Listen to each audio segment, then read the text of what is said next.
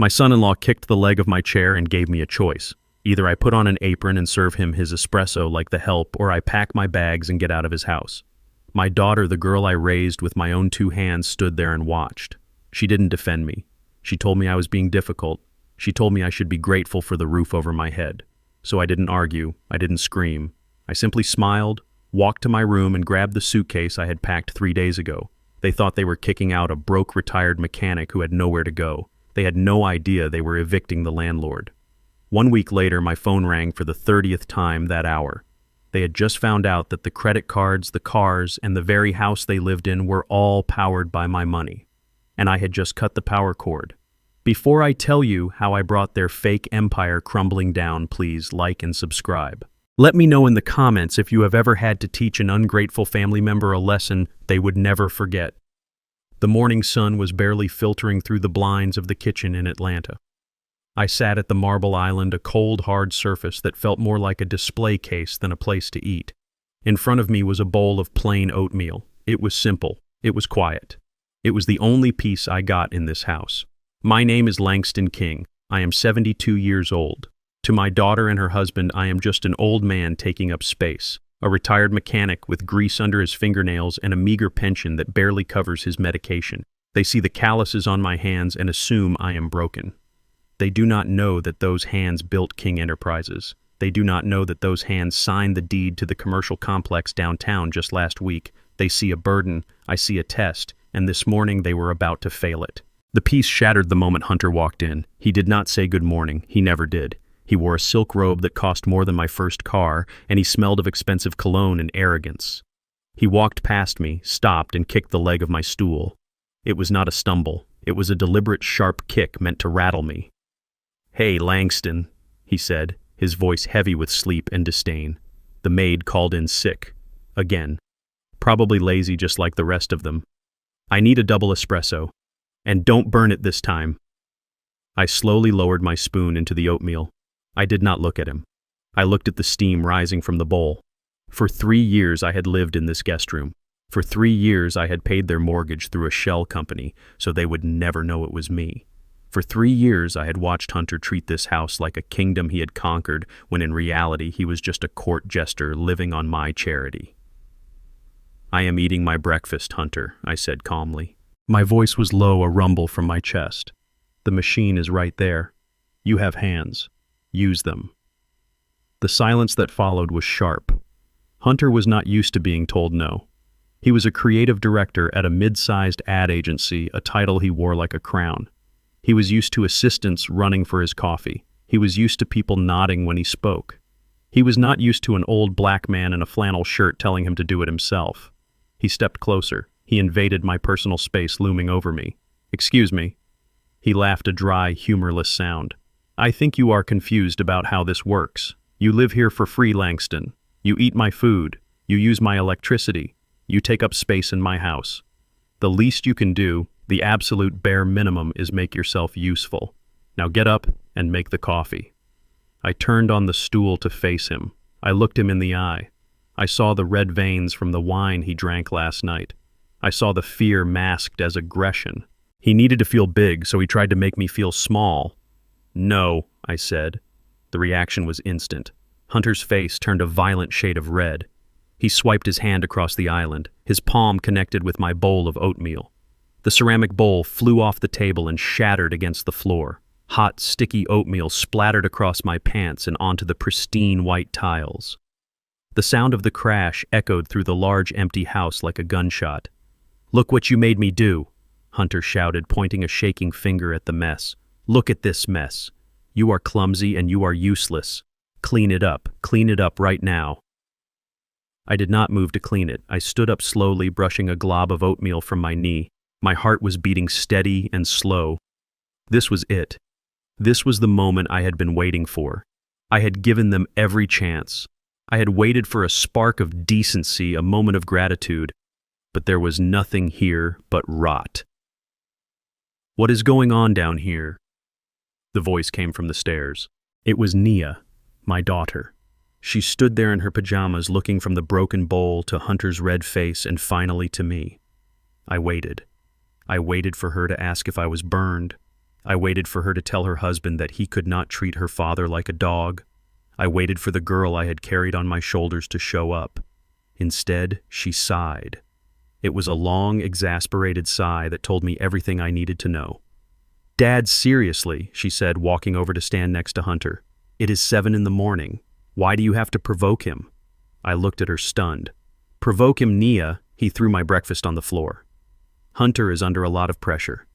"Dad," she snapped, cutting me off. "He has a huge presentation today. He is the creative director. He carries the weight of this family on his back." He asked for a simple cup of coffee. "Is that really too much to ask after everything we do for you?" "Everything you do for me," I repeated softly. "Yes," Hunter interjected, stepping forward, emboldened by her support. "We took you in, we gave you a room, and you sit there like a king contributing nothing." "Well, I am done. I am finished with this charity case." Hunter pointed at the back door. His finger was trembling with rage. "I am giving you an ultimatum, old man, right here, right now. You either get down on your knees, clean up this mess, and learn how to serve this family with some respect, or you get out. You leave. Today." I looked at Nia. She did not look away. She did not flinch. She crossed her arms and stared at me with cold, hard eyes. "Maybe he is right, Dad," she said. Her voice was void of emotion. "Maybe this arrangement isn't working anymore. You are too set in your ways. You are stubborn. If you can't help out, if you can't support Hunter when he is stressed, then maybe you should find somewhere else to go." The air in the kitchen felt thin. I looked at the broken ceramic on the floor. I thought about the days I worked 3 shifts at the plant so Nia could have braces. I thought about the nights I slept in my truck so I could save money for her college tuition. I thought about Etta, my late wife, and how she made me promise to always look after our little girl. I had looked after her. I had bought this house through a trust so she would never have to worry about rent. I had secretly funded Hunter's car payments so she wouldn't have to stress about debt. I had been their safety net, invisible and strong. And now they were cutting the net. I smiled. It wasn't a happy smile. It was the smile of a man who checks the final item off a very long list. "You are right," I said. My voice was calm, which seemed to infuriate Hunter even more. "This arrangement is not working." I stepped over the oatmeal. I did not look at the mess. I walked past Hunter, who was breathing heavily, waiting for a fight that I was not going to give him. I walked past Nia, who refused to meet my eyes now that the decision was made. "Where are you going?" Hunter barked. "I told you to clean this up." I ignored him. I walked down the hall to the guest room. I opened the closet. Sitting there right in the front was my old leather suitcase. It was already packed. I had packed it 3 days ago when Hunter made a joke at dinner about putting me in a home. I knew then that the end was near. I just needed them to pull the trigger. I grabbed the handle. It felt heavy and solid in my hand. I took one last look at the room. The bed was made. The surfaces were clean. I left nothing behind. No photos, no notes, nothing. I walked back out to the living room. They were still in the kitchen arguing about who would call the cleaning service. They didn't even hear me walk to the front door. I opened the heavy oak door and stepped out into the morning air. It was crisp and cold. I walked down the driveway, the wheels of my suitcase clicking rhythmically against the pavement. I did not look back at the house. It was a beautiful house. I remembered signing the check for it. I remembered telling the lawyer to put it in a trust for Nia contingent on her good behavior and care for her father. I reached the end of the driveway and stopped. I pulled my phone from my pocket. I saw a text from Nia. "Don't come back until you're ready to apologize." I chuckled. I deleted the message. Then I dialed a number I had on speed dial. "Mr. Wallace," I said into the phone. "Yes, Mr. King," the lawyer answered instantly. "Initiate phase 1, I said. "Cut them off, cancel the cards, revoke the housing privileges, and send the car around. I am done playing the poor relation." I stood on the curb waiting. Behind me inside the house, I knew Hunter was probably pouring himself a drink, celebrating his victory. He thought he had won. He thought he had cleared out the trash. He had no idea that he had just evicted his only source of income. He had no idea that the man walking away with a battered suitcase was the only thing standing between him and total ruin. A sleek black Lincoln Town car turned the corner and glided toward me. The driver, a man who had worked for me for 20 years, stepped out and opened the back door. "Good morning, Mr. King," he said. "Where to?" "The Ritz-Carlton," I said, sliding into the leather seat. "And then to the office. We have some adjustments to make." The car pulled away. I watched the house disappear in the rearview mirror. I felt a pang of sadness for the daughter I had lost, but it was quickly replaced by the cold clarity of justice. They wanted me to leave. They wanted independence. I was going to give them exactly what they asked for. And God help them when they realized what that actually meant. The wheels of my old suitcase clicked against the pavement, a rhythmic metronome counting down the seconds of my departure. It was a sound of finality. I walked down the long, winding driveway of the estate, the morning sun beating down on the back of my neck. I could feel the eyes of the neighborhood on me. Mrs. Higgins was out walking her poodle 2 houses down. She stopped clutching the leash, her face twisting into a mask of pity. I knew what she was thinking. Poor old Langston, kicked out again, probably going to a shelter or a state home. She gave me a small, sad wave, the kind you give to a stray dog you have no intention of feeding. I nodded back, keeping my head low, my shoulders hunched. I played the part of the defeated, broken old man one last time. It was a role I had perfected over 3 years, a camouflage that allowed me to see who people really were when they thought I had nothing to offer. I did not want to break character just yet. The humiliation was part of the fuel I needed for what was to come. I felt a burning sensation on my back and stopped. I didn't have to turn around to know who it was, but I did anyway. I needed to see it. I needed to etch this image into my mind. Hunter was standing on the second-floor balcony of the master bedroom. He was leaning against the railing, holding a steaming mug of coffee, the coffee I had refused to make. He wasn't just watching me leave. He was enjoying it. He raised the mug and a mock toast, a smug, self-satisfied grin plastered across his face. He looked like a king surveying his kingdom, completely unaware that the castle was built on sand, and I was the tide that was about to wash it all away. Beside him, the curtains moved. Naya was there hiding in the shadows, watching her father walk away like unwanted trash. She didn't step out. She didn't call out. That silence hurt more than Hunter's mockery, but it also solidified my resolve. I turned back to the road and kept walking. The hill was steep and my knees ached, but inside my heart was beating with a cold, steady rhythm. I walked past the security gate, past the guard who barely glanced up from his phone, and turned the corner onto the main avenue where the large oak trees provided the cover I needed. The moment I stepped out of the line of sight of the house, the transformation began. The slump in my shoulders vanished. My spine straightened. The weary shuffle in my step was replaced by a confident, purposeful stride. I was no longer Langston the burden. I was Langston the architect. I checked my watch. 3:21. As if summoned by the thought, a sleek black Lincoln Town car turned the corner and glided toward me. It moved with the silent grace of a predator. The windows were tinted so dark they reflected the world back at itself, hiding the power within. The car pulled up to the curb and the rear door opened before the wheels had even fully stopped rolling. Thomas, my driver for 25 years, stepped out. He was an imposing man in an immaculately tailored suit, a stark contrast to my flannel shirt and worn jeans. He took the battered suitcase from my hand with the reverence of someone handling a briefcase full of gold bars. "Good morning, Chairman King," he said, his voice low and filled with professional respect. "Welcome back, sir." I slid into the back seat of the Lincoln. The heavy door closed with a solid thud, sealing out the heat, the noise, and the humiliation of the last hour. The air conditioning was set to my exact preference.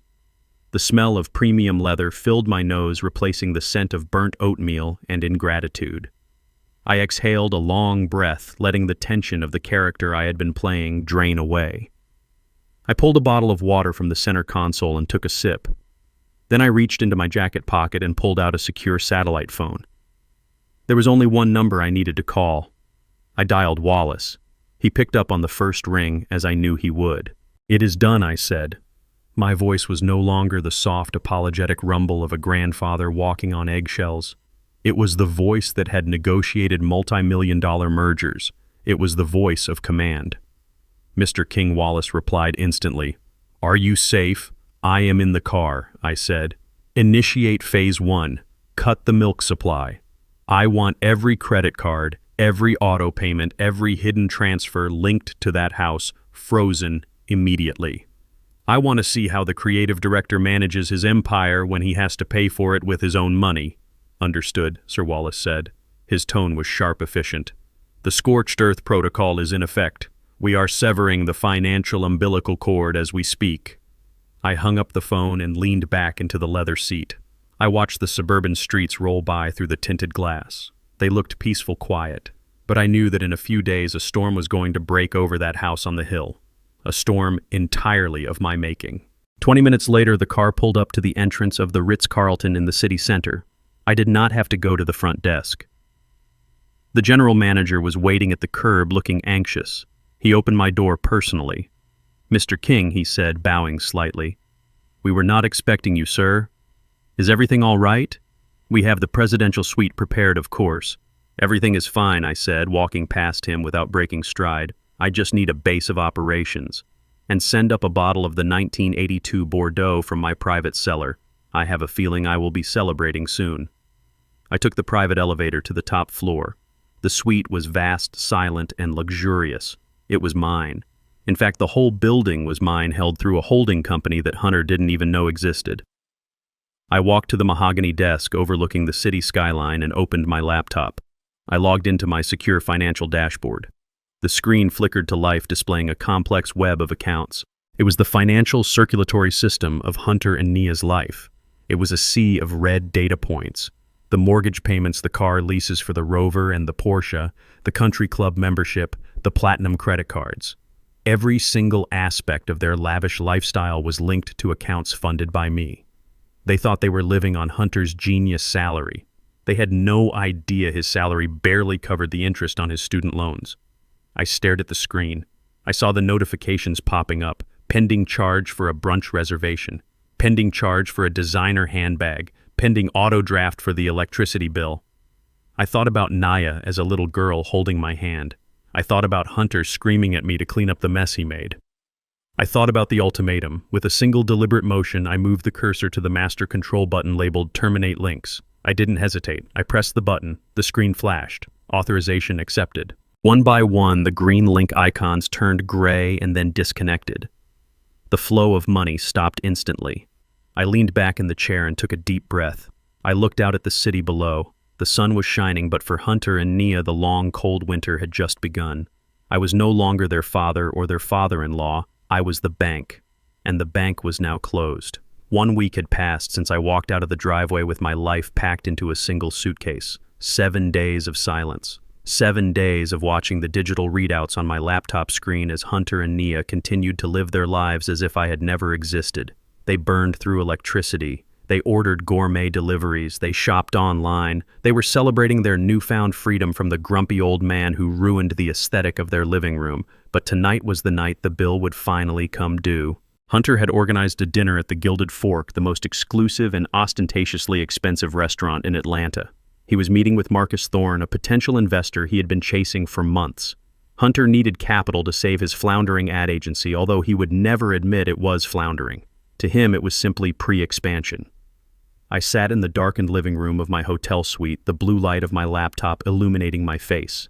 I had access to the restaurant's reservation system through the hospitality group I owned. I saw the table they were seated at. Table 4, center of the room, to be seen. I saw the order ticket update in real time. Hunter had just ordered a bottle of Screaming Eagle Cabernet, $5,000. I took a sip of my own tea and waited. Hunter leaned back in the plush velvet chair, swirling the dark red wine in his crystal glass. He looked the part of the tycoon he pretended to be. He was wearing a bespoke suit that cost $3,000 a suit, paid for by a credit card that was silently linked to my investment dividends. Across from him sat Marcus Thorne, a man who actually possessed the wealth Hunter only pantomimed. Thorne looked unimpressed, checking his watch as Hunter launched into another monologue about his vision. "You have to understand," Marcus Hunter said, his voice loud enough to carry to the neighboring tables. "My agency isn't just about ads. It is about cultural architecture. We are building empires. I have personally financed the entire operation. No loans, no handouts, just pure grit and capital." Nia sat beside him, nodding enthusiastically. She wore a diamond necklace I had bought her for her 30th birthday, though she told her friends Hunter had bought it. She looked radiant, completely unaware that she was sitting on a trapdoor that had already been unlatched. We even trimmed the fat at home recently, Hunter continued laughing dismissively. We had some dead weight living in the guest room. My father-in-law. Nice guy, but zero ambition. Just a drain on resources. We finally had to let him go. You know how it is. You have to surround yourself with excellence to be excellent. Thorne raised an eyebrow but said nothing. He took a sip of the $5,000 wine. Hunter beamed, mistaking the silence for admiration. He signaled the waiter with a snap of his fingers, a gesture so arrogant it made my skin crawl even from miles away. "Check, please," Hunter announced, "and add a 20% tip. We take care of the people who serve us." The waiter, a young man in a crisp white uniform, placed the leather folio on the table. Hunter didn't even look at the bill. He reached into his jacket pocket and pulled out the black card. It was a heavy piece of anodized titanium. He dropped it onto the tray with a distinct metallic clatter. It was a sound meant to announce his status. The waiter bowed and took the card. Hunter smiled at Thorne. "So Marcus, can I count you in for the first round of funding? I think $5 million is a good starting point." Thorne looked like he was considering it. Hunter's confidence was infectious, even if it was entirely fraudulent. The waiter returned. He did not have the receipt. He held the black titanium card between two fingers as if it were a contaminated object. He leaned down, whispering, but in the quiet hum of the fine dining room, the whisper carried like a scream. "I apologize, sir." The card was declined. Hunter laughed. It was a nervous, high-pitched sound. "That is impossible," he said, loud enough for the table next to them to turn around. "That card has no limit. Run it again. You probably chipped the chip or something." "I ran it 3 times, sir," the waiter said, his voice devoid of emotion. "The issuer has placed a hard lock on the account. Code 001. Fraud protection or insufficient collateral." Hunter's face went from flush to pale in a second. He snatched the card back. "Here," he said, fumbling for his wallet. He pulled out a platinum visa. "Try this one. It is my business account." The waiter took it and walked away. Nia reached out and touched Hunter's arm. "Hunter, what is going on?" she hissed. "Nothing, babe," Hunter snapped, sweat beading on his forehead. "Just a banking glitch. You know how these algorithms get when you make big purchases." The waiter returned faster this time. He didn't even lean in. "Decline, sir." The silence at the table was absolute. Marcus Thorne placed his napkin on the table. He didn't look angry. He looked bored. He looked like a man who had just realized he was having dinner with a child playing dress-up. Hunter, sweating profusely, now turned to Nia. "Give me your card," he demanded. "The joint account." Nia fumbled in her purse, her hands shaking. She pulled out her card and handed it to the waiter. The waiter walked to the terminal station a few feet away. Hunter watched him. Nia watched him. Thorne watched Hunter. I watched the screen on my laptop. The notification flashed. Attempted transaction 5 or $640. Status rejected. Source terminated. The waiter came back. He didn't say a word. He just shook his head and placed Nia's card on the table next to Hunter's useless titanium rectangle. "Is this a joke?" Hunter shouted, standing up. "Do you know who I am? I am going to sue this restaurant. I am going to buy this building and fire you." "Sit down," Marcus Thorne said. His voice was quiet, but it commanded immediate obedience. Hunter sat. Thorne pulled out a simple, worn leather wallet. He removed a card and handed it to the waiter. "I will cover the bill," Thorne said. "No, Marcus, please." Hunter stammered. "It is just a mix-up. I can transfer the money. I have the funds." Thorne stood up. He buttoned his jacket. He looked down at Hunter with a mixture of pity and disgust that was far worse than anger. Hunter Thorne said, cold and smooth, "You talked for 2 hours about independence and capital, yet you cannot pay for the wine you ordered. I do not do business with people who live in fantasies. Do not call my office again." Thorne walked out. He left Hunter and Nia sitting alone at the center table, surrounded by half-eaten food and a bottle of wine that cost more than they now had to their names. The waiter returned with Thorne's receipt. "You need to leave," the waiter said. "We have other guests waiting for this table. Guests who can pay." Hunter grabbed Nia's hand and dragged her out of the restaurant. They didn't wait for the valet. They ran to the parking lot where Hunter's Porsche was parked. They jumped inside the leather seats, no longer feeling like luxury, but like the interior of a cage. Hunter pulled out his phone. His hands were shaking so badly he dropped it twice before he could dial. He put the bank on speakerphone. "Why are my cards declined?" Hunter screamed at the automated voice before a human even picked up. Finally, a representative answered. "Security verification, please," the operator said. Hunter gave his details. He screamed his social security number. "Sir," the operator said calmly, "these cards are supplementary cards issued under a master account held by a Mr. Langston King. The primary account holder has removed all collateral assets and terminated the authorized user privileges. The accounts are closed." Hunter froze. He looked at the phone as if it had turned into a snake. What he whispered: "That is a lie. I pay these bills." "The payments were auto-drafted from a trust account, sir," the operator clarified. "That trust has been revoked. You currently have a zero balance and an outstanding debt of $42,000 that was pending payment." The call ended. Hunter looked at Nia. Nia looked at Hunter. The truth hit them like a physical blow. The cars, the house, the clothes, the dinners. It wasn't Hunter's genius. It wasn't Nia's management. It was Langston. It had always been Langston. "Call him," Hunter screamed. "Call him right now." Nia dialed my number. I watched my phone on the desk. It lit up.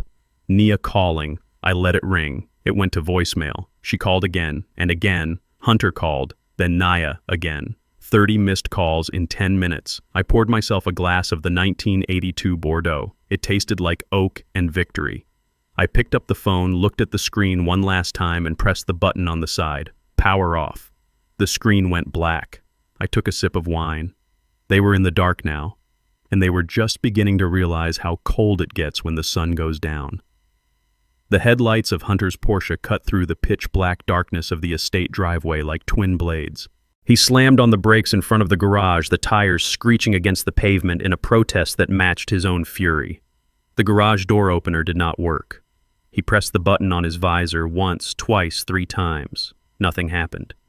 The heavy door remained shut, a steel barrier between him and the sanctuary he thought he owned.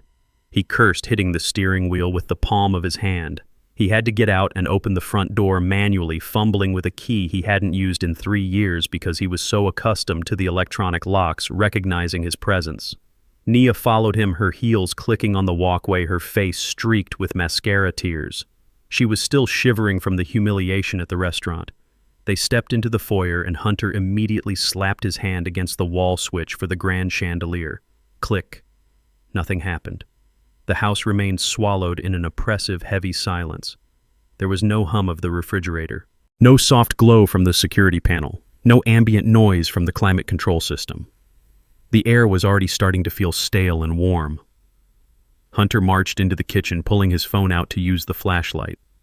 The beam cut through the dark, illuminating the mess of the morning that was still there. The dried oatmeal on the floor. The broken bowl. It was a monument to his own arrogance. He went to the sink and threw the lever for the faucet. A hollow groan echoed in the pipes, followed by a sputter of air. Not a single drop of water came out. "This is unbelievable," Hunter screamed, his voice cracking in the darkness. That useless old man. He forgot to pay the bills. That was the one thing he had to do. The one contribution he made to this household was handling the logistics. And he was so senile he let the power get cut. He paced the kitchen, the flashlight beam dancing wildly across the walls like a frantic insect. "I am going to kill him," Hunter shouted. "When I find him, I am going to drag him back here by his collar and make him fix this." He did this on purpose. He knew the bills were due and he just walked away. Nia sank onto one of the bar stools, burying her face in her hands. She wasn't angry. She was terrified. The reality of their situation was settling in on her faster than it was on Hunter. "Hunter," she sobbed, her voice muffled by her palms. "It is not just the bills. We have no money. The cards are declined. The bank accounts are frozen. He didn't just forget to pay the electric bill. He took everything." She looked up, her eyes wide and reflective in the harsh light of the phone. "He took his pension, Hunter.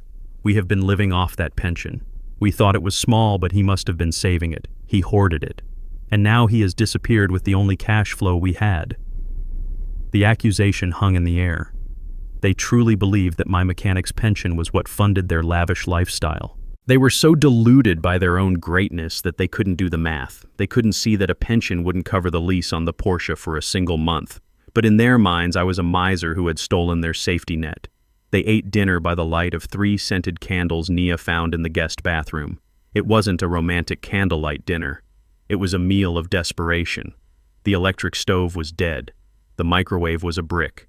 They ate cold cuts and cheese directly from the package, tearing at the food with their fingers because they couldn't find clean silverware in the dark. The shadows flickered against the walls, distorting their faces, making them look like the monsters they were becoming.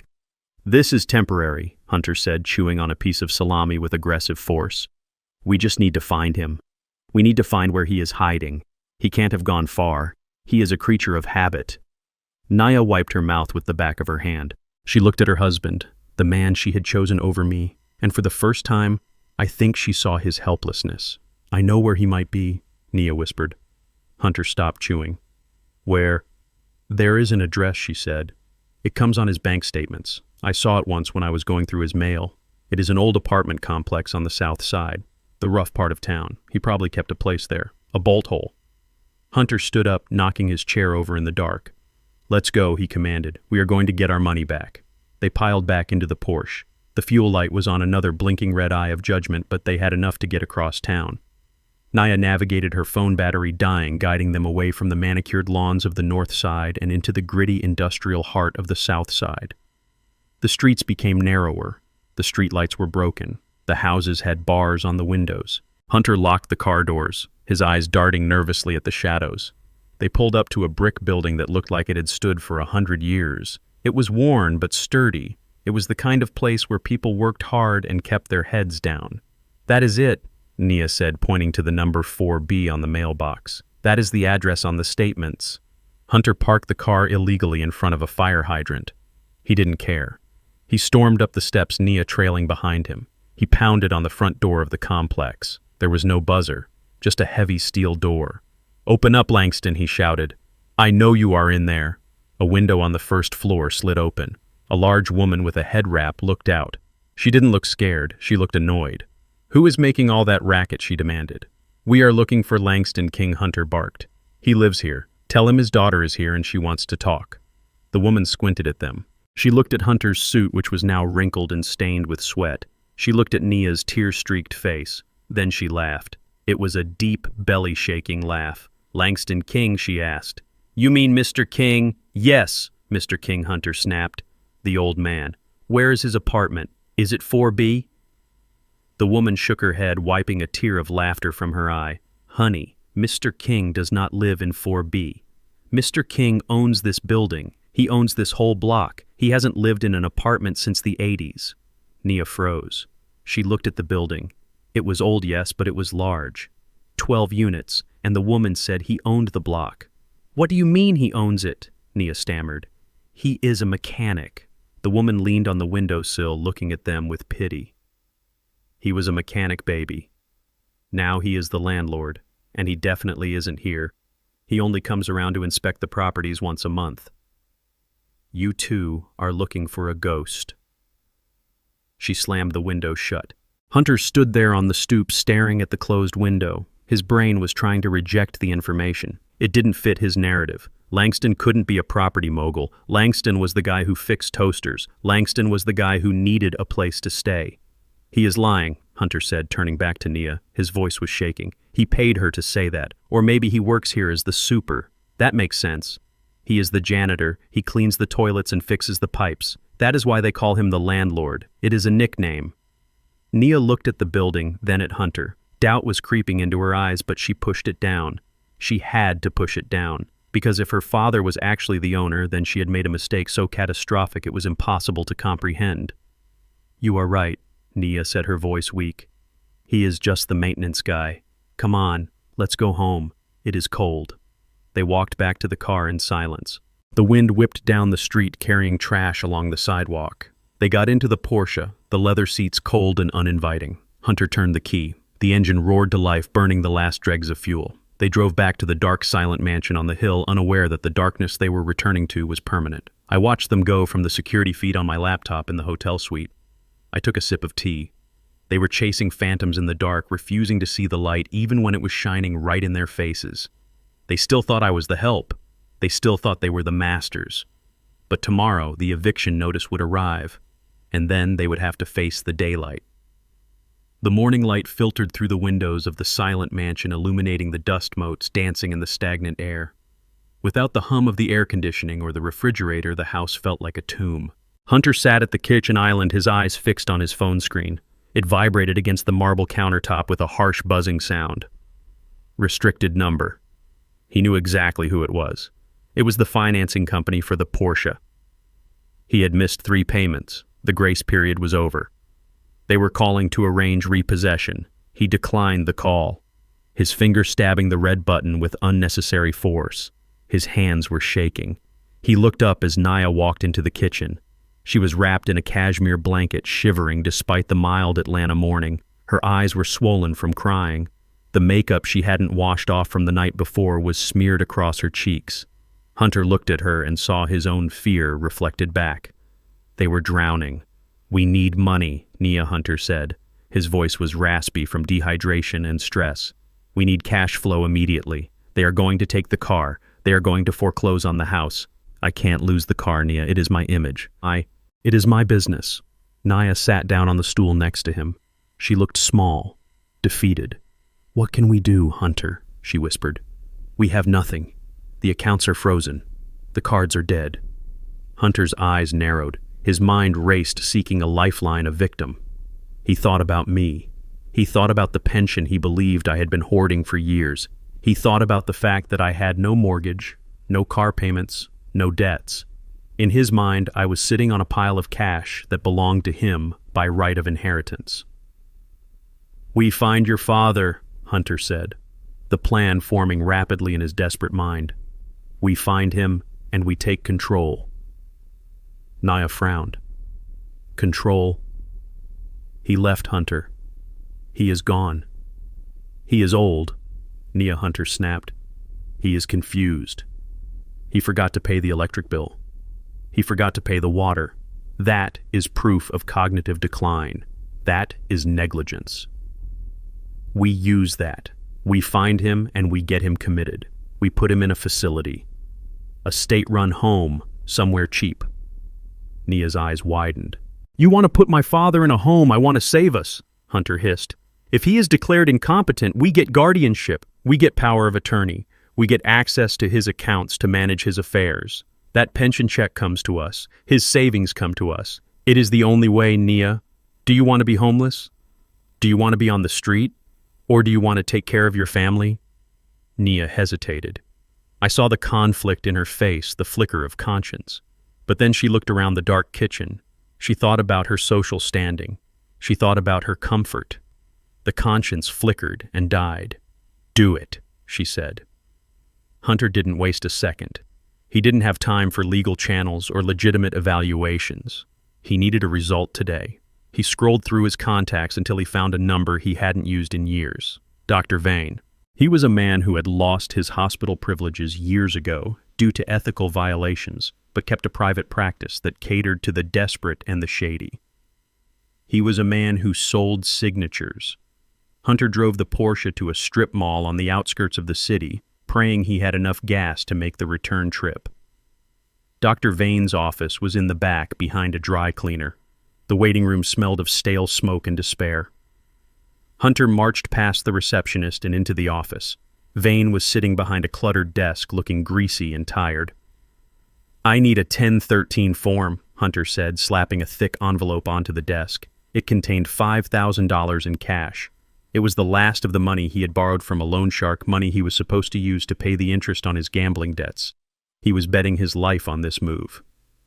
Vane opened the envelope. He counted the bills with practiced speed. He didn't ask for medical records. He didn't ask for patient history. "Who is the subject?" Vane asked, pulling a form from his drawer. Langston King Hunter replied.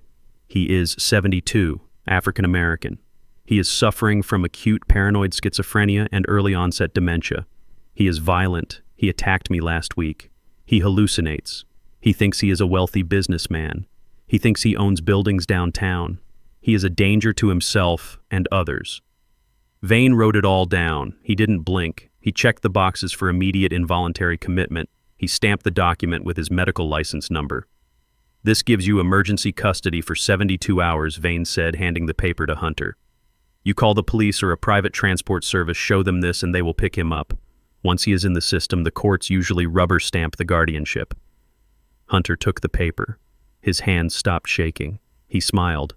It was a cruel, predatory smile. He held my freedom in his hands. He held the key to my vault, or so he thought. He walked out of that office feeling like a winner. He had just sold his soul for $5,000 and he thought he got a bargain. At that exact moment, 10 miles away in the gleaming glass tower of Atlanta General Hospital, I was sitting in a very different kind of office. The room was bright, sterile, and commanded a view of the entire city. Across from me sat Dr. Sterling, the chief of neurology. He was a man of unimpeachable reputation. We had spent the last 4 hours conducting the most rigorous psychological and cognitive evaluation modern medicine could offer. I had undergone MRI scans to rule out organic brain disease. I had completed batteries of memory tests, logic puzzles, and personality assessments.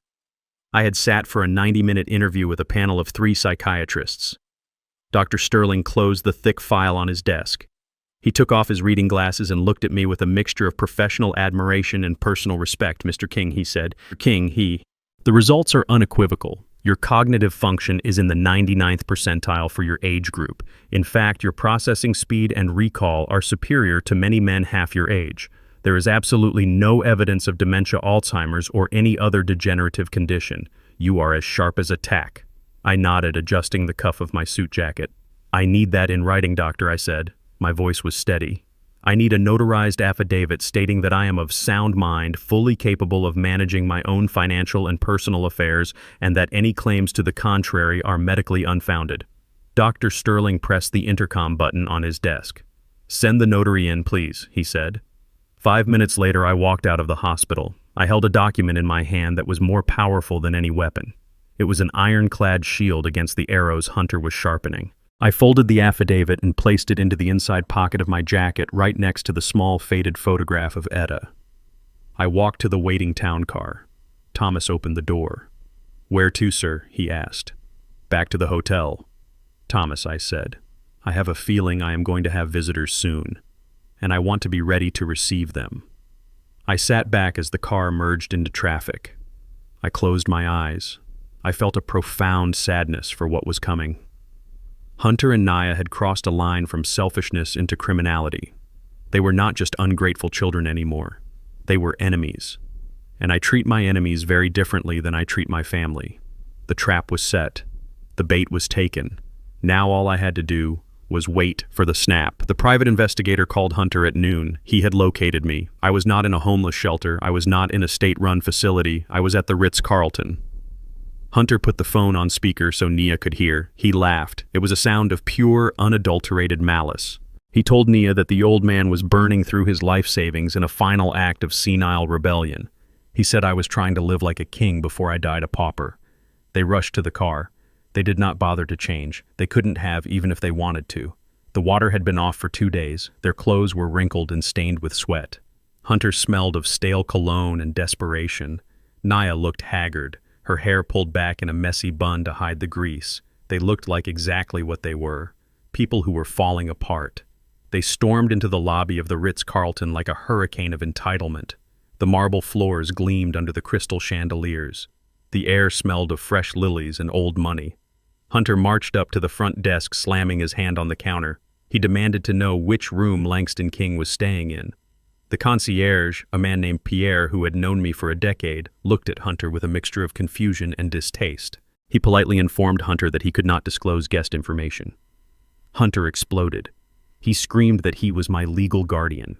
He shouted that I was a mentally unstable old man who had stolen money from his family. He caused a scene that made the well-heeled guests in the lobby stop and stare. Security started to move in. It was the perfect stage for my entrance. I stepped out of the private elevator. I was not wearing my grease-stained coveralls. I was not wearing the flannel shirt Hunter detested. I was wearing a charcoal gray Armani suit that had been tailored to my frame in Milan. My shoes were hand-stitched Italian leather that shone under the lobby lights. On my wrist was a Patek Philippe watch that cost more than the mortgage Hunter could no longer pay. I held a cup of Earl Grey tea in one hand and a folded newspaper in the other. I looked at the commotion near the desk. I saw my daughter and her husband looking like refugees from a disaster they had created. Hunter saw me first. His jaw literally dropped. He blinked, trying to reconcile the image of the father-in-law he treated like a servant with the man standing before him. He looked at the suit. He looked at the shoes. He looked at the way the staff bowed their heads slightly as I passed. But his arrogance was a powerful drug. He shook his head, convincing himself that this was just a costume. "Well, look at you," Hunter sneered, his voice echoing in the quiet lobby. "You really went all out, didn't you, Langston? How much did it cost to rent the suit? Did you spend the last of your pension on a costume party? You look ridiculous." Nia stepped forward. She reached out a hand, but she didn't touch me. She looked at the fabric of my jacket. She knew quality. She knew this wasn't a rental, but she was too terrified to admit what that meant. "Dad," she said, her voice trembling, "please stop this. You are making a scene. Just come home." Hunter stepped between us. He puffed out his chest, trying to intimidate me. "We are here to save you from yourself," Old Man Hunter said. "We know you are not well. We know you are confused. But we are generous people. We are willing to forgive you for running away. We are willing to forgive you for stealing our money. Just give us the rest of the cash check out of this fantasy hotel and come home. We have a nice room waiting for you. It has locks on the doors for your own safety." I took a sip of my tea. It was perfectly brewed. I looked at Hunter. I looked at the sweat stains on his collar. I looked at the fear behind his eyes. "I am not going anywhere, Hunter," I said. My voice was calm, steady, and resonant. "I am exactly where I belong. And as for your forgiveness, you can keep it. You are going to need it for yourself." Hunter laughed. It was a forced, ugly sound. "Don't be stupid, Langston. You have nowhere else to go. That house is the only roof you have." I smiled. It was the smile of a wolf looking at a sheep that had wandered into the den. "That house," I said softly. "You seem to be under the impression that it is your house." I raised my hand. From the shadows of the lounge, Mr. Wallace stepped forward. He was holding a thick manila envelope. He walked up to Hunter and thrust the envelope into his chest. Hunter instinctively grabbed it. "What is this?" Hunter asked. "It is an eviction notice," Wallace said. His voice was dry and professional.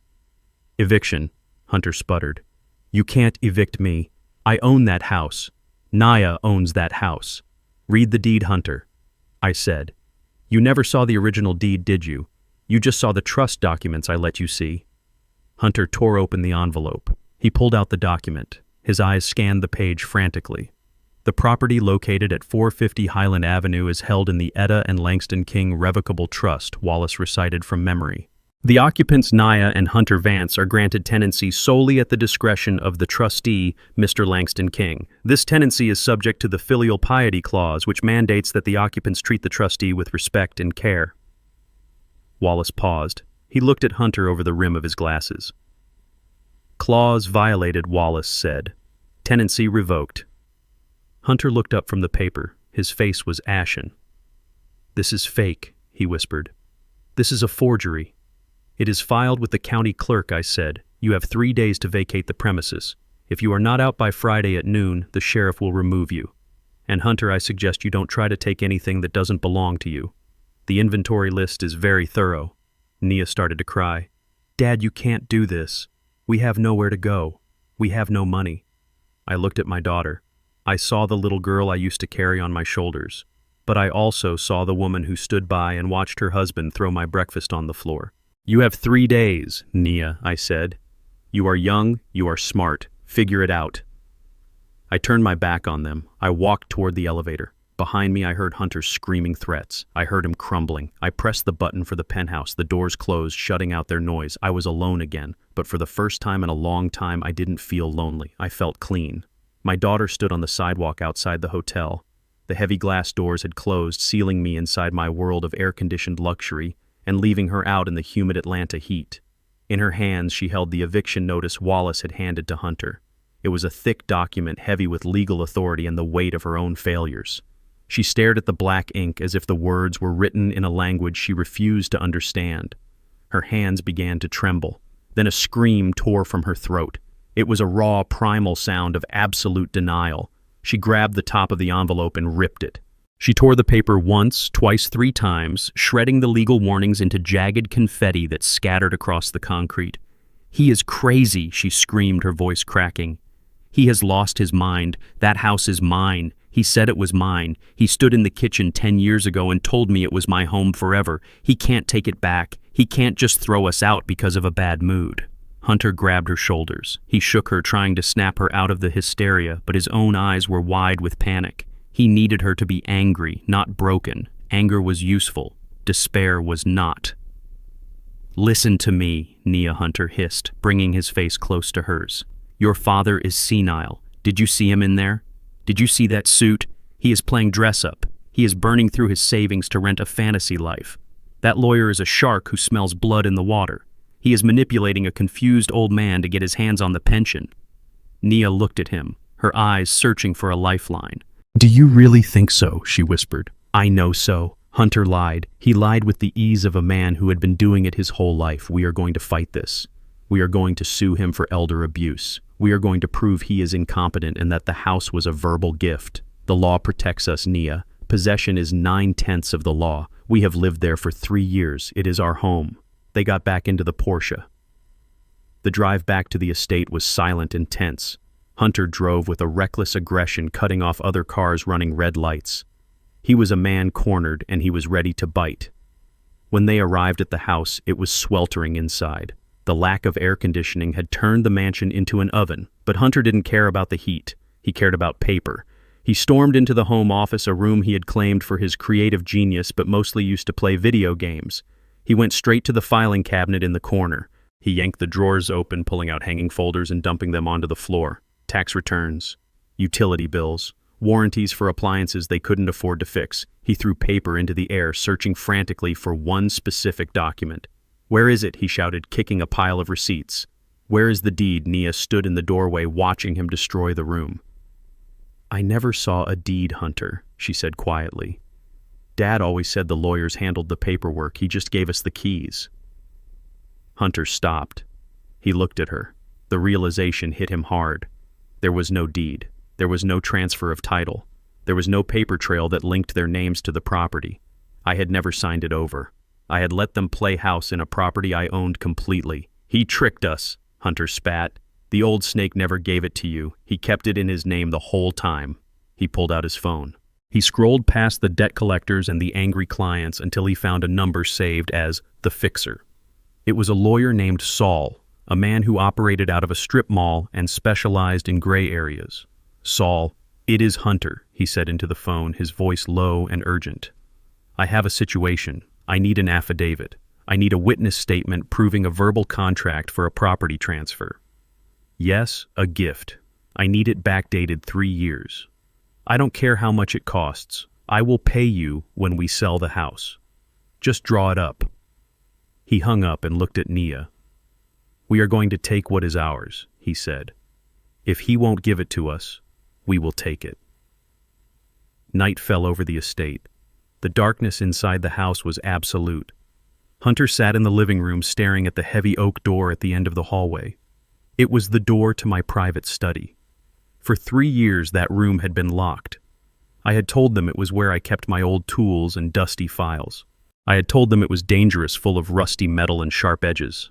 I had forbidden them from entering. Hunter stood up. He walked to the garage and came back with a cordless drill and a heavy crowbar. The battery on the drill was dying, but he hoped it had enough juice for one lock. "He thinks he is smart," Hunter muttered to himself. "He thinks he can starve us out. But I know his secret."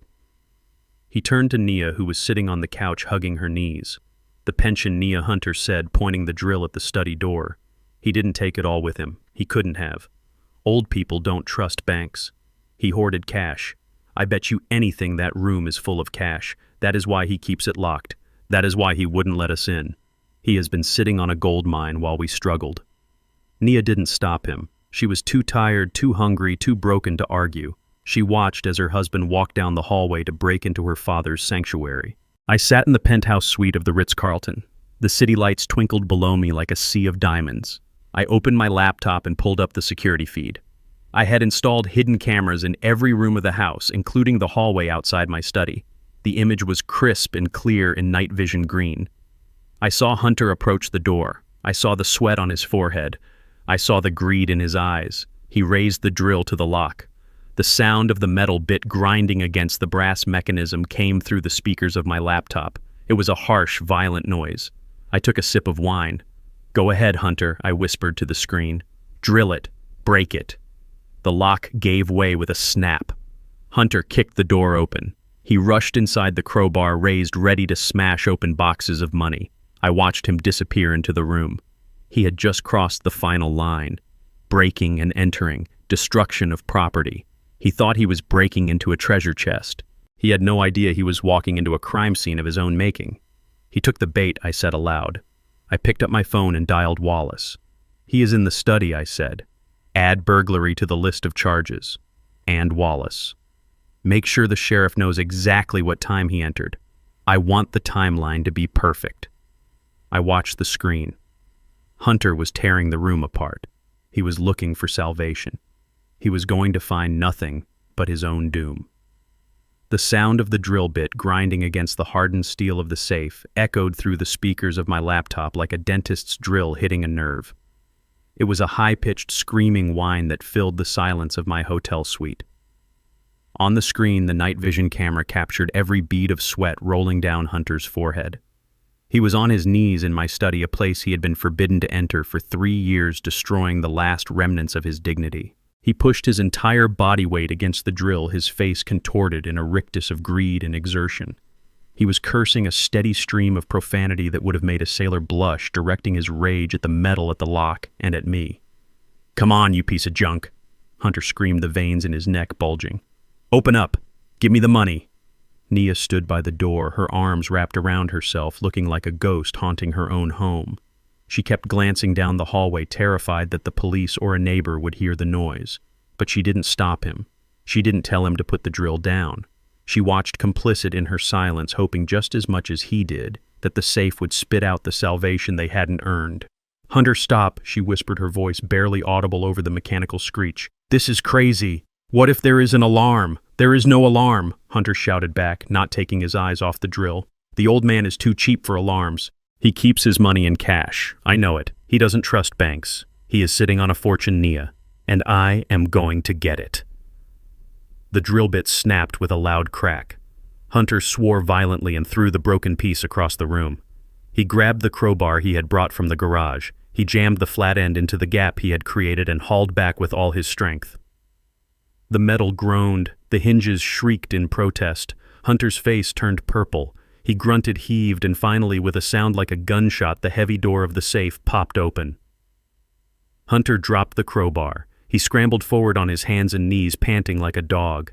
He reached into the dark cavity of the safe, his fingers clawing at the shadows, expecting to feel the crisp texture of stacked $100 bills. He expected bundles of cash. He expected gold coins. He expected the pension he had convinced himself I was hoarding. He pulled his hand out. It was empty. He reached in again, frantically sweeping his arm back and forth. He pulled out a few envelopes. He ripped them open. They were empty. He pulled out a small metal box. He shook it. It rattled. He pried the lid off. It was full of old buttons and spare keys. No, Hunter whispered. No, no, no. Where is it? Where is the money? He stood up and kicked the safe door. He grabbed the metal box of buttons and threw it against the wall. Buttons rained down on the floor like plastic hail. He lied, Hunter screamed, turning to Nia. He lied to us. He is broke. He is destitute. There is nothing here, just trash. He really is just a useless old mechanic. I watched from my suite, swirling the wine in my glass. The disappointment on his face was sweeter than the vintage. He had broken into my sanctuary, violated my privacy, and destroyed my property, only to find that the treasure he sought existed only in his own greedy imagination. But he wasn't done. He hadn't found the real trap yet.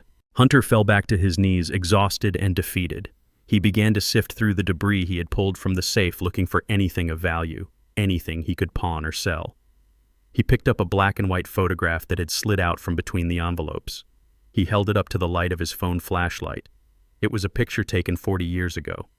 It showed a young man with grease on his hands and a determined look in his eyes, standing next to a beautiful woman in a simple Sunday dress.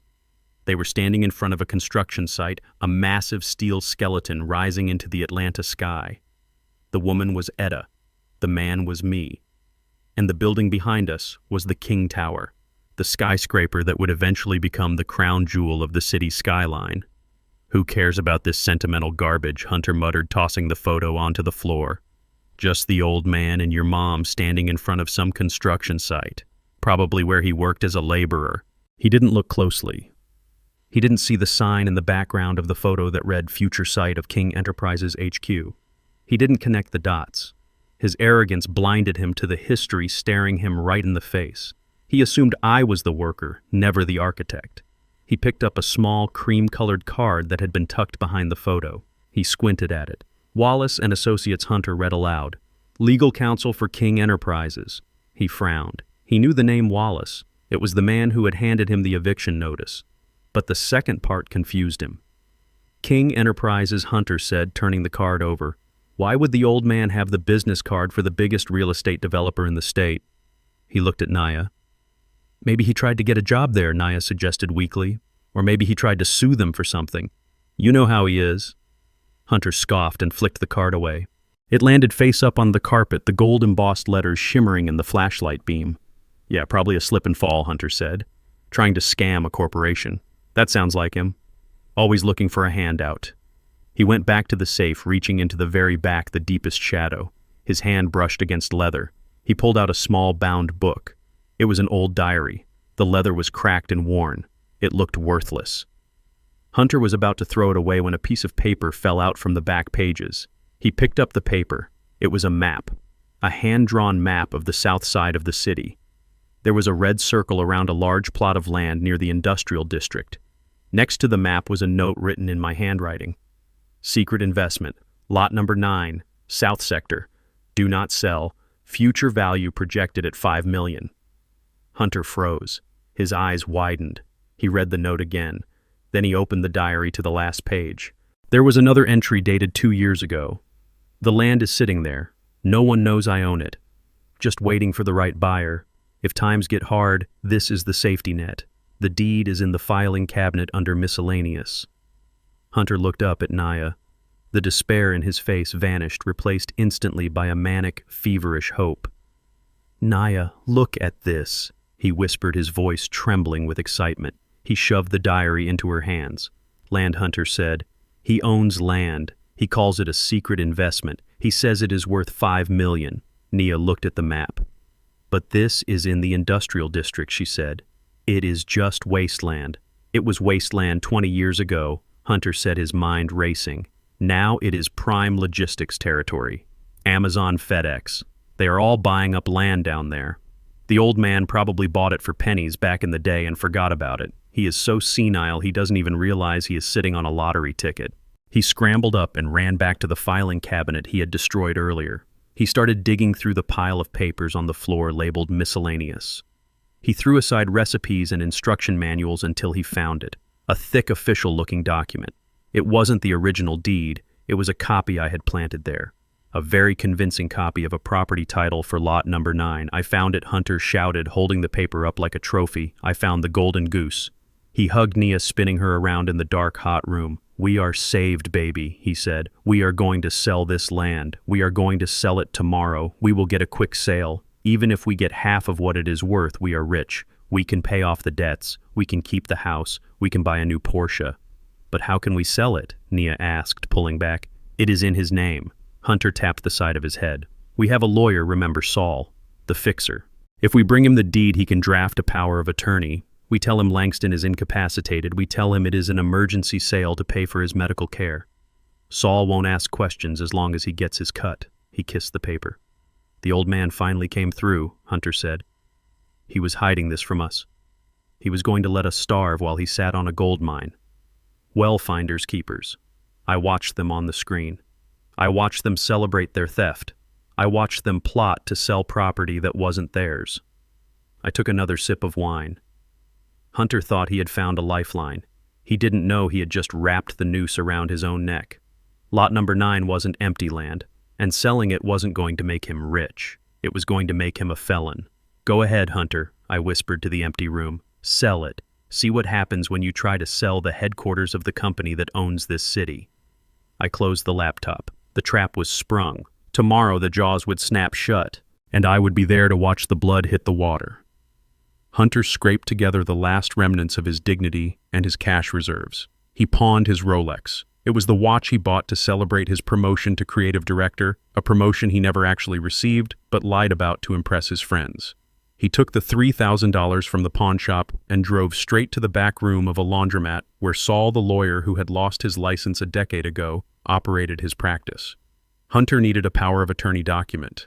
He needed a piece of paper that said Langston King was mentally incapacitated and that his beloved son-in-law had the full legal right to liquidate his assets for medical expenses. Saul did not ask questions. He just counted the cash with yellowed fingertips and typed up the document on a typewriter that sounded like a machine gun. He forged my signature with a frightening level of skill. He stamped it with a notary seal that had expired 5 years ago. Hunter grabbed the paper as if it were a winning lottery ticket. He didn't care about the legality. He didn't care about the morality. He only cared about the sale. He drove to the industrial district on the edge of the city. This was not the world of glass skyscrapers and polished boardrooms. This was the world of concrete steel and deals made in the shadows. He parked in front of a nondescript office building with blacked-out windows. The sign above the door simply said Real Estate Solutions. It was the office of Mick the Hammer Russo, a broker known for buying distressed properties for cash, no questions asked. Hunter walked in with his chest puffed out. He held the folder containing the copy of the deed and the forged power of attorney. He sat across from Mick, a man who looked like he was carved out of granite. Hunter slammed the folder onto the desk. "I have a prime piece of real estate," Hunter announced. "Lot number 9, South Sector. My father-in-law has been sitting on it for 40 years. He is sick. We need cash today. I am willing to let it go for half its value." Mick opened the folder. He looked at the deed. He looked at the forged power of attorney. He lit a cigar and blew the smoke into Hunter's face. He didn't seem impressed. He opened his laptop and typed in the lot number. Hunter tapped his foot impatiently. He was already spending the money in his head. He would pay off the loan shark. He would get the Porsche out of hiding. He would buy a generator for the house until he could bully the power company into turning the lights back on. He smiled at Mick, waiting for the offer, waiting for the briefcase full of cash. Mick stopped typing, his eyes fixed on the screen. His face, which had been bored a moment ago, suddenly drained of all color. He looked at the screen again. Then he looked at the deed. Then he looked at Hunter. The cigar fell from his mouth and landed on the desk, burning a hole in a stack of papers. Mick didn't even notice. He stood up slowly. His chair scraped loudly against the floor. "Who are you?" Mick whispered. His voice was tight with fear. "Who sent you here? Is this a setup? Are you wearing a wire?" Hunter frowned. "What are you talking about?" "I am Hunter Vance.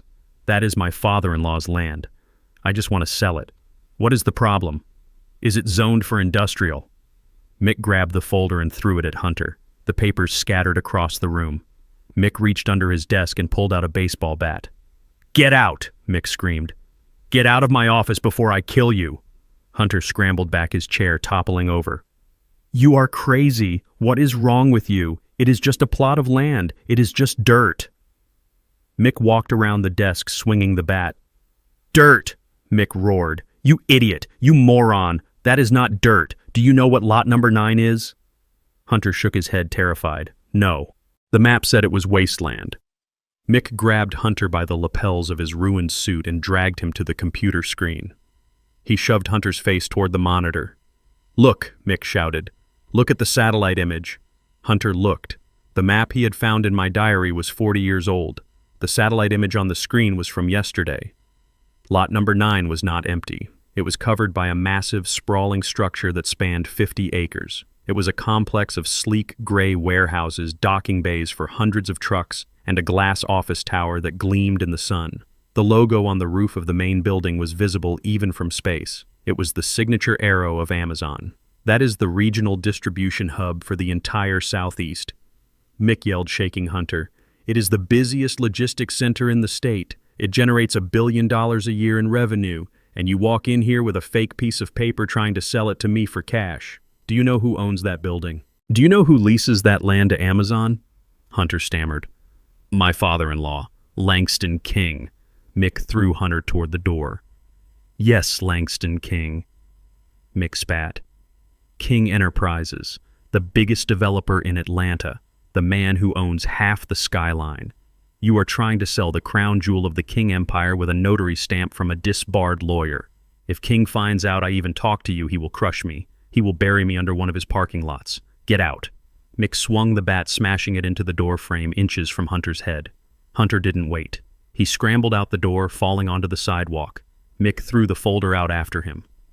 "Don't come back," Mick shouted. "And tell your father-in-law I had nothing to do with this." Hunter lay on the concrete, gasping for air. Passers-by stepped around him, looking at him with disgust. He gathered the papers with shaking hands. He looked at the copy of the deed. Lot number 9. He looked at the forged signature of Langston King. His mind was reeling. It was impossible. It had to be a mistake. The mechanic, the man who fixed toasters, the man who ate oatmeal in the corner of the kitchen. How could he own the Amazon distribution center? How could he be King Enterprises? Hunter stood up, using a lamppost for support. He looked down the street. In the distance, he could see the skyline of Atlanta. He saw the crane-filled construction sites. He saw the gleaming towers. He remembered the business card he had found in the safe. Wallace and Associates, legal counsel for King Enterprises. He remembered the suit I wore at the Ritz-Carlton. It wasn't a costume. It fit too well.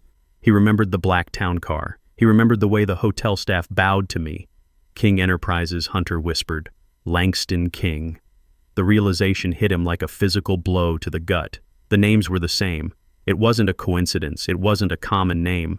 His father-in-law, the man he had treated like a servant, the man he had evicted, was the invisible king of the city. No, Hunter said aloud, shaking his head violently. No, he is playing a trick. He is the janitor. He found those papers in the trash. He is pretending. He has to be pretending. But the doubt had taken root. It was a cold, gnawing worm in his stomach. He looked at the forged power of attorney in his hand.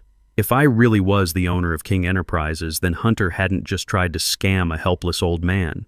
He had just attempted to defraud one of the most powerful men in the state. He had tried to sell $1 billion asset with a piece of paper bought for $3,000. He felt a vibration in his pocket. It was his phone. A notification from his news feed popped up. It was an announcement for the annual charity gala happening that night.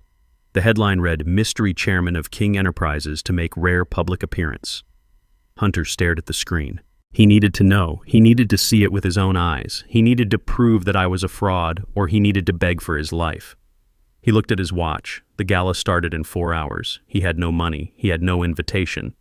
But he had desperation, and desperation is a powerful fuel. He started walking toward the pawn shop. He still had Nia's engagement ring in his pocket. It was the last thing of value he possessed. He was going to bet it all on one final roll of the dice. He was going to the ball. Hunter sat in the leather chair of his corner office, a space he had rented to project an image of success he never actually possessed. The office was silent except for the buzzing of a fly against the glass. His staff had walked out 3 days ago when the payroll checks bounced. Now it was just him and the crushing weight of reality. His phone rang. It was not a client. It was the property manager for the building. Mr. Vance, the voice on the other line, said cold and final. We have not received the wire transfer for the last 3 months of rent. Our legal team has authorized a lockout. You have until tomorrow morning to vacate the premises before we change the locks and seize any assets remaining inside to cover your debt. Hunter ended the call without saying a word. He stared at the blank screen. His ad agency was his identity. Without the office, without the title of creative director, he was just a man with a lot of debt and a wife who was slowly realizing she had married a failure. He needed a miracle. He needed a cash injection so massive it would plug the holes in his sinking ship and keep him afloat for another year. He opened his laptop and refreshed the news feed he had been obsessing over for the last hour. The headline glared back at him. Annual charity gala to host elusive King Enterprises chairman. The article speculated on the identity of the man who had reshaped the city's skyline but never appeared in Vogue or Forbes. Tickets were sold out, but there was always a secondary market for the desperate and the wealthy. The price was $5,000 a seat, $10,000 for a couple. Hunter looked at his bank balance. 0. He looked at his credit cards. Frozen. He looked at the eviction notice in his pocket. He had nothing. But he had an idea. It was a manic, feverish idea born of pure survival instinct. If he could get into that room, if he could walk up to the chairman of King Enterprises, he could pitch his agency. He could sell his vision. He could get an investment. And if the chairman turned out to be me, if the impossible turned out to be true, then he would fall on his knees and beg. He would use Nia as a shield. He would cry. He would do whatever it took to get the money back. He stood up and ran out of the office. He drove the Porsche running on fumes back to the dark mansion on the hill.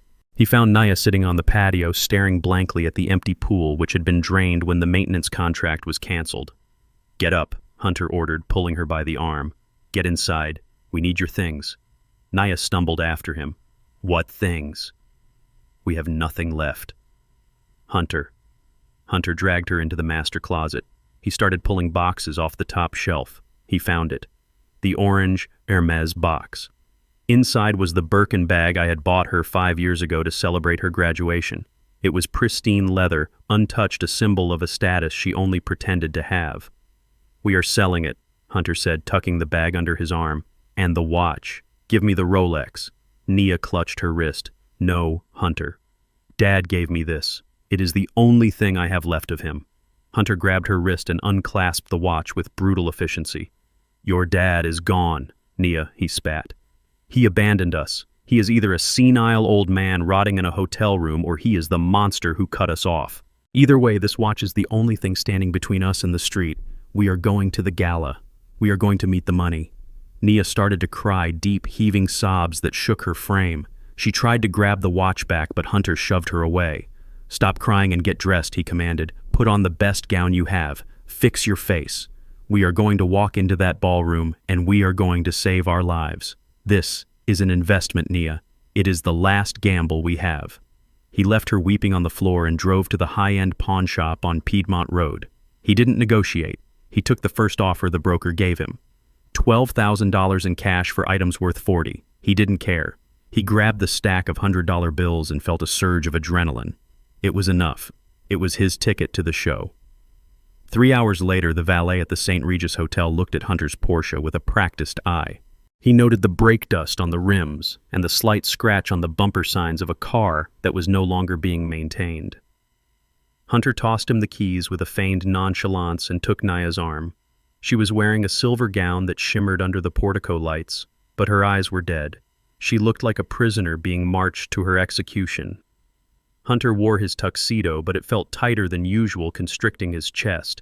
He patted the pocket where he kept his business cards. He was ready to pitch. They walked past the security checkpoint, handing over the exorbitant cash tickets Hunter had bought from a scalper in the parking lot. The usher scanned them, the light turning green. They were in. The ballroom was a sea of diamond silk and power. The air smelled of expensive perfume and success. A live orchestra played softly in the corner. Waiters circulated with trays of champagne and caviar.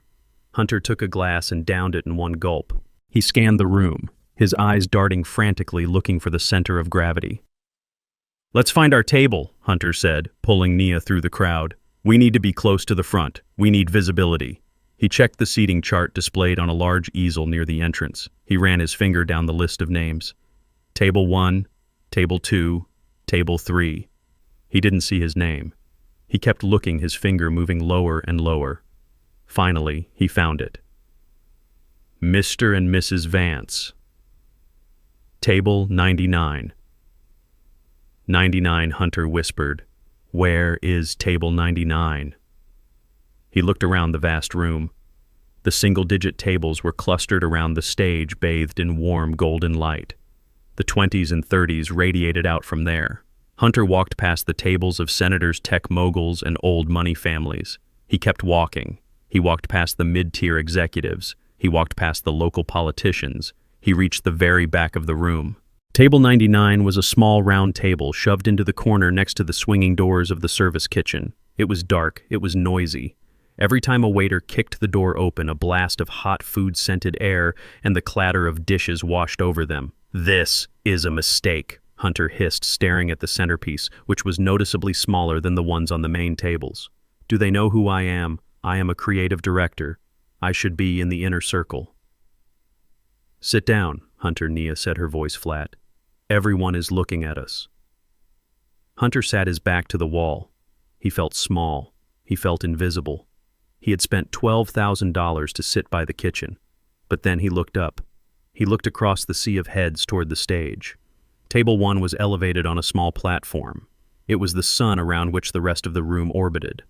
The lighting was designed to draw every eye to it. Seated there were the mayor of Atlanta, the governor, and the CEO of the largest bank in the South. They were all leaning in, listening with rapt attention to a man sitting in the center chair. The man had his back to Hunter. He had broad shoulders draped in a suit that absorbed the light rather than reflecting it. His hair was gray, cut close and precise. He held himself with a stillness that commanded the room without saying a word. Hunter squinted. He leaned forward, resting his elbows on the table. The silhouette was familiar. The set of the shoulders, the way the man held his head. It triggered a memory of a man sitting at a kitchen island eating oatmeal with the same straight-backed posture. Nia, Hunter whispered, grabbing her hand. "Look at table 1. The man in the middle." Nia looked. She squinted against the glare of the spotlight. She gasped, her hand flying to her mouth. "It looks like Dad," she breathed, the shape of his head. "Hunter, it looks exactly like him." "Don't be stupid," Hunter snapped, though his own heart was hammering against his ribs like a trapped bird. "Your dad is a mechanic. He is hiding in a hotel room spending his pension. That man is the chairman of King Enterprises. That is a billionaire. There is no way." But the doubt was there. It was a cold, heavy stone in his gut. Hunter watched as a waiter approached table 1 and poured wine for the man. The man didn't turn around. He just raised a hand in a small gesture of thanks. It was the same gesture I used when Nia poured me juice on Sunday mornings. Hunter felt a line of sweat trickle down his back. He needed to see his face. He needed to know. If that was me, if the man he had evicted was the man sitting at the right hand of the governor, then Hunter, Vance, was not just broke. He was dead. He stood up. "Where are you going?" Nia asked, grabbing his sleeve. "I am going to get a closer look," Hunter said, shaking her off. "I have to know." He began to weave through the tables, moving from the darkness of the kitchen corner toward the light of the stage. He was a moth flying straight into the incinerator. He didn't care about etiquette. He didn't care about the stairs. He only cared about the face of the man at table 1. He had to see the eyes of the king. Hunter navigated the labyrinth of round tables and seated guests with the grace of a man fleeing a crime scene. He bumped into the chair of a senator's wife, mumbling a half-hearted apology without looking back. His eyes were locked on the figure at table 1. The distance between the kitchen doors and the stage was only 100 feet, but to Hunter it felt like crossing a desert. The air in the ballroom grew hotter and heavier with every step he took toward the inner circle. The scent of expensive perfume and roasted duck became suffocating. He was sweating through his tuxedo, the starch of his collar digging into his neck like a wire garrote. Nia trailed behind him, her hand gripping the fabric of her silver gown to keep it from dragging on the floor. She was trembling. She kept her eyes fixed on the back of the man sitting in the center seat of the VIP table. The silhouette was hauntingly familiar. The set of the shoulders, the way the head was held high and still. It was the posture of a man who had spent a lifetime carrying burdens without complaining. It was the posture of her father. "Hunter," she whispered, her voice barely audible over the hum of conversation. "Stop. Please stop. Look at him. Look at the way he sits. That is Dad. I know it is him." Hunter spun around, grabbing her wrist with enough force to bruise. He pulled her close, his face contorted with a mixture of fear and rage. "You are insane," he hissed. "Your father is a mechanic. He is a nobody. He is probably sleeping on a park bench right now or eating out of a dumpster in an alley. He is not sitting at the right hand of the governor. He is not drinking vintage wine with billionaires. Stop hallucinating. We are here to find the money. We are here to save our lives. Do not ruin this for me." He pushed her away and turned back to the stage. He took another step and then another. He was close now, only 10 feet away. He could see the texture of the man's suit jacket. He could see the gray hairs on the back of his neck cut with military precision. Hunter's breath hitched in his throat. The doubt was clawing at his inside, screaming at him to turn around and run, but his greed was stronger. He had to see the face. He had to prove himself right. He had to prove that I was nothing more than the help he had discarded. The lights in the ballroom suddenly dimmed. The murmur of the crowd died down instantly, replaced by an expectant silence. A spotlight cut through the darkness, illuminating the podium on the stage. The master of ceremonies walked out. He was a famous news anchor, a man whose face was known to everyone in the room. He adjusted the microphone and smiled. "Ladies and gentlemen, distinguished guests and friends," he began, his voice booming through the speakers. "Tonight is a night of celebration. We are here to honor the spirit of giving that makes Atlanta the jewel of the South, but we are also here to solve a mystery. For decades, there has been a silent force behind the growth of our city. A man who has built hospitals, funded schools, and reshaped our skyline, all while remaining in the shadows." Hunter froze. He stood just behind the circle of light bathing table 1. He was close enough to reach out and touch the man's chair. He held a glass of red wine he had snatched from a passing tray, his knuckles white around the stem. This man founded King Enterprises 40 years ago with nothing but a toolbox and a dream, the MC continued. He built an empire on the principles of hard work, integrity, and humility. He has never sought the limelight. He has never asked for recognition. But tonight, he has graciously agreed to step forward and lead us into a new era of philanthropy. Nia let out a small, choked sob. She put her hand over her mouth. She knew. The biography was too specific. The timeline was exact. Please join me, the MC said, his voice rising to a crescendo. Please join me in welcoming the founder, the chairman, the soul of King Enterprises, and the man who changed the face of Atlanta forever. Mr. Langston King. The name hung in the air like a thunderclap. Hunter stopped breathing. His heart stopped beating. The world narrowed down to a single point of focus. The man at table 1 placed his napkin on the table. He pushed his chair back. He stood up. I stood up. I felt the eyes of 500 people on me. I felt the heat of the spotlight. I adjusted the cuffs of my tuxedo jacket and turned around. I did not look at the governor. I did not look at the mayor. I looked directly behind me. I looked straight into the eyes of Hunter Vance. He was standing there, frozen, mouth agape, looking like a man who had just seen a ghost. He saw the face he had spat on. He saw the face he had mocked. He saw the face of the man he had tried to declare insane. But there was no confusion in my eyes tonight. There was no weakness. There was only power. I held his gaze for a second. Just 1 second. I let him see the truth. I let him see that the mechanic was the king. I let him see that he had been living in my shadow, eating my food, and sleeping under my roof, all while convincing himself he was the master. Then I smiled. It was a cold, imperceptible curving of the lips. And I turned my back on him. I walked toward the stairs of the stage. The room erupted. The applause was deafening. It was a wave of sound that crashed over Hunter and Nia, drowning them. People stood up. They cheered. They whistled. They honored the man Hunter had thrown out like trash. Hunter's hand went limp. The glass of red wine slipped from his fingers. It fell in slow motion, tumbling through the air. It hit the floor right next to Nia. The glass shattered. The dark red liquid exploded outward, splashing up the front of her shimmering silver gown. It looked like a gunshot wound. It looked like blood. Nia screamed, but the sound was lost in the applause. She looked down at her ruined dress, the dress she had sold her heritage to buy. She looked at Hunter. He was not looking at her. He was staring at me as I shook the hand of the MC and took the microphone. Hunter's legs gave out. He collapsed into an empty chair at table 2, uninvited. He sat there, his face pale as ash, watching the man he had called a useless old fool command the respect of the most powerful people in the state.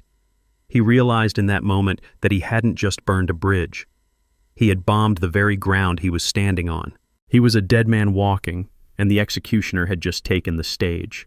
The applause was dying down when Hunter's survival instinct finally kicked in.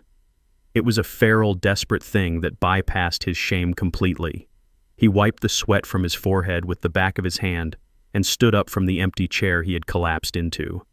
He looked at the stage where I stood, bathed in light. He didn't see a man he had wronged. He didn't see a father he had disrespected. He saw an ATM. He saw a lifeline. He saw a way out of the hole he had dug for himself. He grabbed Nia's arm. Her dress was stained red with wine, looking like a gruesome wound across her chest. She tried to pull away, tears streaming down her face, but Hunter's grip was iron. He dragged her toward the stage. Dad Hunter screamed. His voice cracked high and desperate, cutting through the murmurs of the crowd. "Dad, we are here. We made it." He shoved people aside. He knocked over a chair. He didn't care. He had to get to the podium.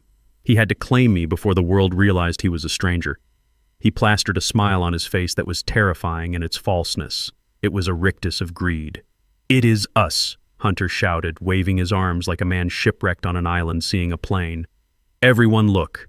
That is my father-in-law. That is family. We are so proud of you, Dad.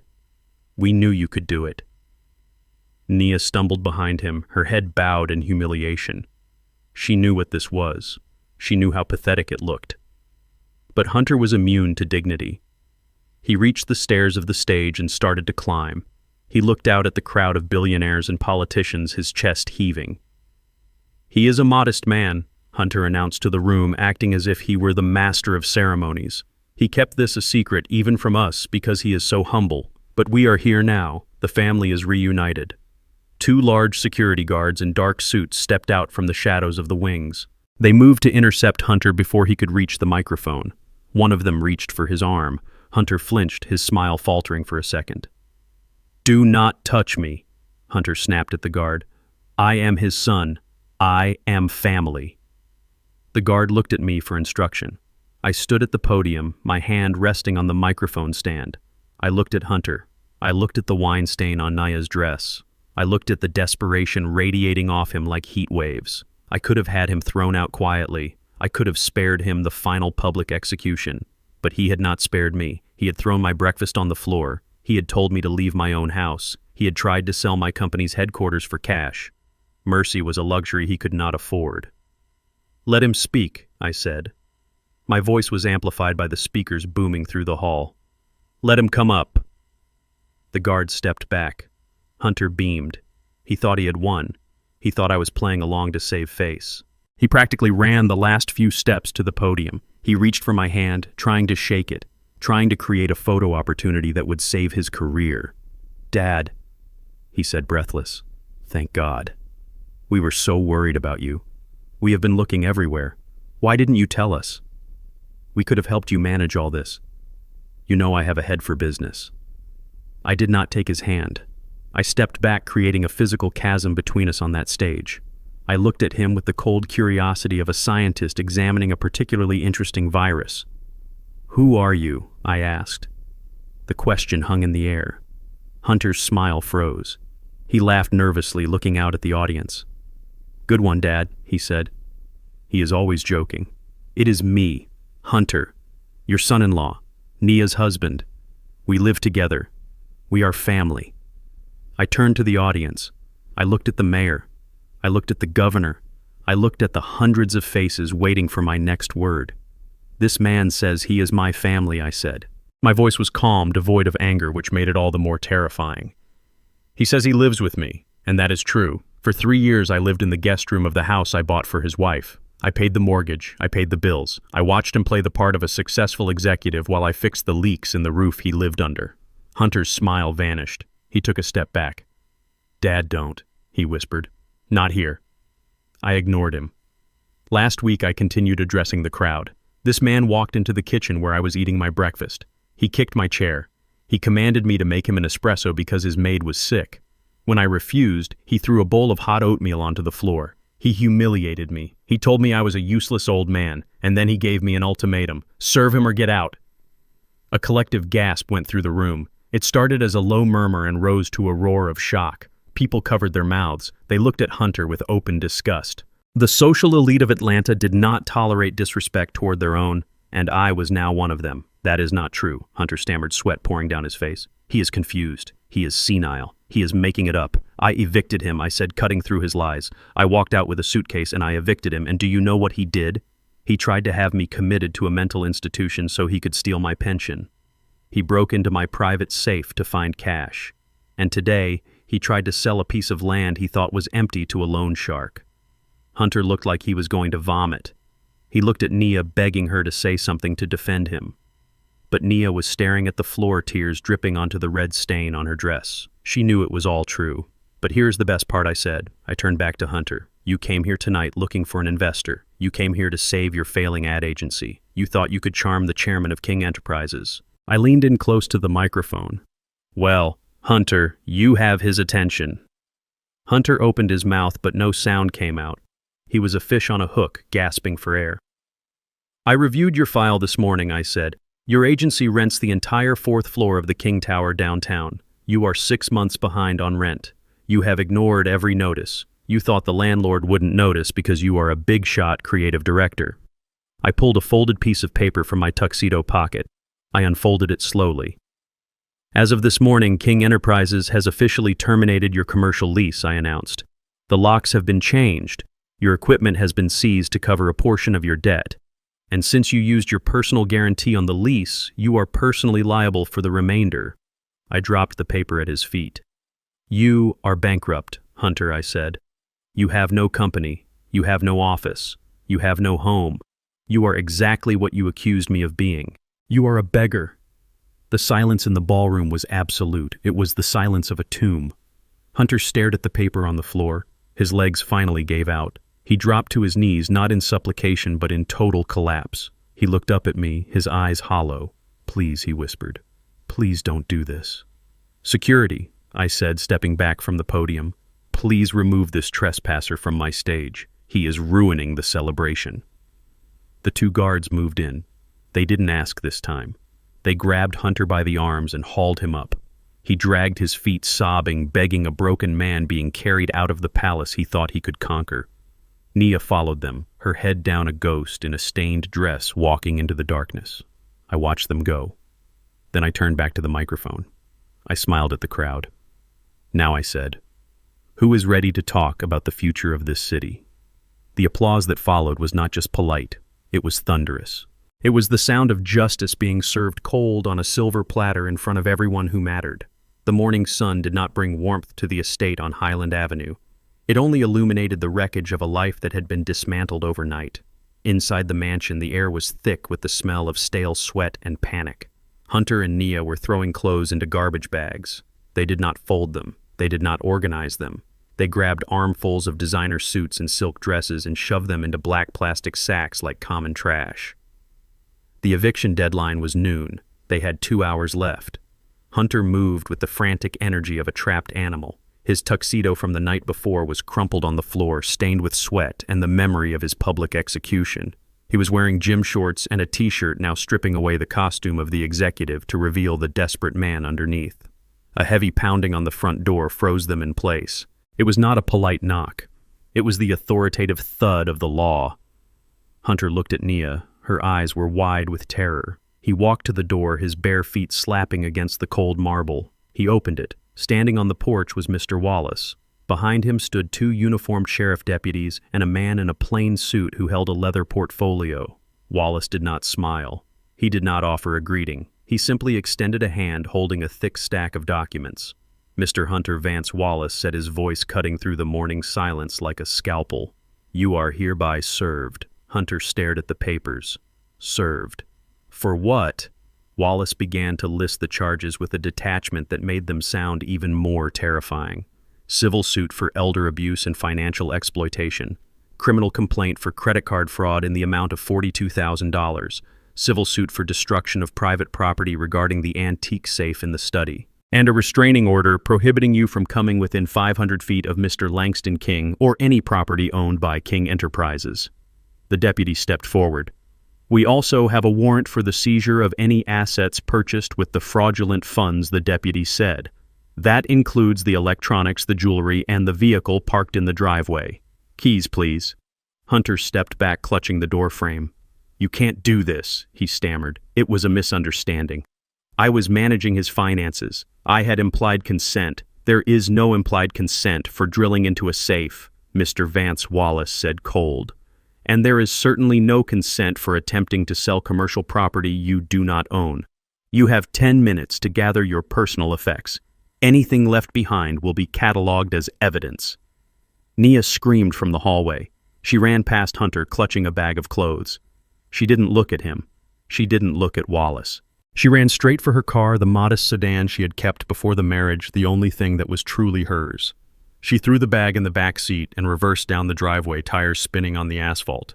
She left Hunter standing there alone in the doorway, holding the indictment of his life in his shaking hands. Nia drove like a madwoman through the city streets. She ran red lights. She honked at pedestrians. She was driven by a singular, overwhelming instinct for self-preservation. She knew the ship was going down and she wasn't going to drown with the captain. She parked haphazardly in front of the Ritz-Carlton and ran into the lobby. Her hair was a mess. She was wearing yoga pants and a stained sweatshirt. She looked nothing like the socialite she pretended to be. She demanded to see her father. The concierge, recognizing the desperation in her eyes, made a call. A minute later, he nodded her toward the elevator. She burst into the penthouse suite. I was sitting on the balcony reading the morning paper and drinking a cup of coffee. I looked up as she collapsed onto the floor in front of me. She crawled toward my chair, tears streaming down her face, ruining the expensive rug. "Dad," she wailed. "Dad, please, you have to help me. I didn't know. I swear I didn't know." Hunter manipulated me. He told me it was legal. He told me you wanted us to have the money. I was scared of him, Dad. He has a temper. I was a victim too. She grabbed my hand, pressing her face against my knuckles. Save me, Daddy, she sobbed. I am your little girl. Don't let them take me to court. Don't let me end up on the street. I pulled my hand away gently but firmly. I stood up and walked to the edge of the balcony. I looked out at the city I had helped build. I thought about the day she was born. I thought about the promises I made to protect her. But then I thought about the morning in the kitchen. I turned back to her. She looked up at me with hopeful, wet eyes. Nia, I said softly, you stood in that kitchen. You stood 3 feet away from me. You watched him kick my chair. You watched him throw a bowl of hot oatmeal at me. You watched him humiliate me in my own home. I didn't know what to do, she whispered. You knew exactly what to do, I corrected her. You chose to do nothing. You chose him. You chose the lifestyle he promised you over the father who gave you everything. You were not a victim, Nia. You were an accomplice. You signed the checks. You drove the car. You wore the diamonds. You enjoyed the fruit of the poisonous tree just as much as he did. I walked over to the desk and picked up a single piece of paper. I am not suing you, Nia, I said. The lawsuits are named against Hunter. You are not a defendant. She let out a breath of relief, her shoulders sagging. Thank God. Thank you, Dad. I knew you wouldn't hurt me. I am not suing you, I repeated. But I am not saving you either. Her relief vanished. What I have cut you off, Nia. Completely. There is no trust fund. There is no allowance. There is no safety net. You are 32 years old. You have a degree I paid for. You have a car I paid for. That is all you get. But I have nowhere to go, she cried. I have no money for rent. Then get a job, I said cold. Serve coffee, scrub floors, do whatever you have to do. Taste real life, Nia. Taste the bitterness of earning $1 with your own sweat. It is the only way you will ever learn to respect it. Now get out. She stared at me for a long moment. She saw the resolve in my eyes. She realized that the bank of Dad was not just closed, it was demolished. She stood up slowly.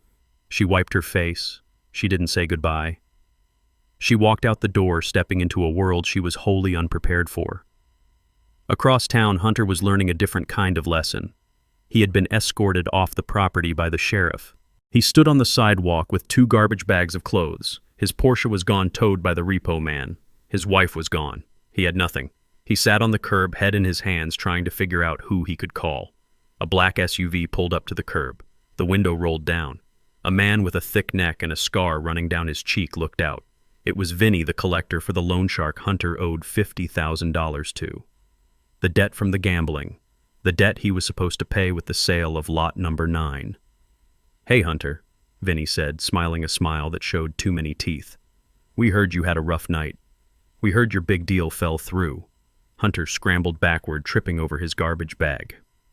Vinny. Listen, Hunter stammered. I just need a few days. My father-in-law, he is restructuring some assets. I will have the money next week. Vinny opened the door and stepped out. He was holding a tire iron. We saw the news, Hunter, Vinny said, tapping the iron against his palm. We saw the gala. You are broke. You have no assets. You have no father-in-law. You have nothing but a debt. And my boss. He doesn't like bad debt. Hunter tried to run. He didn't get far. Vinny swung the tire iron. It connected with Hunter's right shin with a sickening crunch. Hunter screamed and went down. Vinny hit him again, shattering the kneecap. Consider this the interest payment, Vinny said, looking down at the writhing man. We will be back for the principal next month. Find a way to pay Hunter. Or next time we aim for the head. Vinny got back in the SUV and drove away. Hunter lay on the sidewalk alone, broken and screaming in agony. He looked up at the sky. He thought about the oatmeal he had thrown. He thought about the old man he had kicked. And as the pain washed over him in waves, he realized that the universe had a very brutal way of balancing the books. Pain radiated from Hunter's shattered right leg with every uneven step he took along the cracked pavement of Highland Avenue. The plaster cast was heavy, a dead weight dragging him down, but the rage burning in his chest was heavier. It had been 3 days since Vinny and the tire iron had redefined his reality. 3 days of sleeping in a cardboard box behind a convenience store. 3 days of the throbbing, blinding agony of a broken kneecap that had not been set by a doctor, but wrapped in duct tape and stolen bandages. He smelled of unwashed skin and cheap gasoline. In his good hand, he gripped the handle of a red plastic jerry can filled with 5 gallons of fuel. It was the last purchase he would ever make. He stopped at the bottom of the driveway. The estate loomed above him, a dark silhouette against the night sky. It was no longer his castle. It was a fortress that had expelled him. Yellow police tape stretched across the front door like a warning sash. An eviction notice was plastered to the wood, a white square of legal defeat visible even in the moonlight. Hunter stared at the house. He did not see the architecture or the beauty. He saw the symbol of everything that had been taken from him. He saw Langston. He blamed the old man for the pain in his leg. He blamed him for the loss of the Porsche. He blamed him for Nia leaving. In Hunter's twisted, feverish mind, Langston was not the victim of elder abuse. Langston was a thief who had stolen Hunter's future. "If I cannot live here," Hunter whispered to the darkness, his voice raspy and cracked, "then no one will." He hobbled up the driveway. The crutch dug into his armpit. The gas can sloshed rhythmically. He bypassed the front door with its new digital locks and cameras. He went around the back to the patio doors. He knew the lock on the left door was sticky. He had meant to fix it for 3 years but never got around to it. He jammed the tip of his crutch into the gap and levered it. The glass shattered. The sound was too loud in the quiet night, but he didn't care. He reached in, undid the latch, and slid the door open. He stepped into the living room. The air inside was stale and hot. The furniture was gone, seized by the sheriff to pay his debts. The room was an empty cavern of hardwood floors and shadows. Hunter limped to the center of the room. He unscrewed the cap of the gas can. The fumes hit him immediately, a sharp chemical sting that made his eyes water. He didn't flinch. He began to pour. He splashed the gasoline in wide arcs. He coated the spot where the expensive Italian sofa used to sit. He drenched the baseboards. He poured a trail leading toward the grand staircase. "This is for the humiliation," he muttered, swinging the can. He saw Langston's face in every shadow. He heard the applause of the gala crowd in the silence of the house. The madness that had been gnawing at the edges of his mind for days finally took hold. He wasn't just burning a house, he was burning the evidence of his failure. He was burning the stage where he had played the fool. He backed away toward the patio door, trailing a line of fuel. He emptied the last drops onto the threshold. He dropped the empty can. It clattered hollowly on the floor. Hunter reached into his pocket and pulled out a silver lighter. It was engraved with his initials, a gift he had bought for himself with the first money he stole from my pension account. He flicked the lid open. The flame danced small and yellow in the darkness. "Goodbye, Langston," he whispered. He dropped the lighter. The ignition was instantaneous. A whoosh of air sucked past him as the gasoline caught.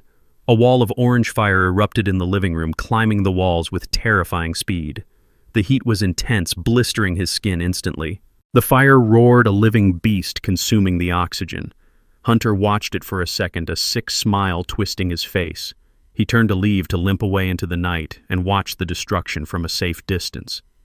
But he had forgotten who built this house. He had forgotten that Langston King was not just a landlord, he was an engineer.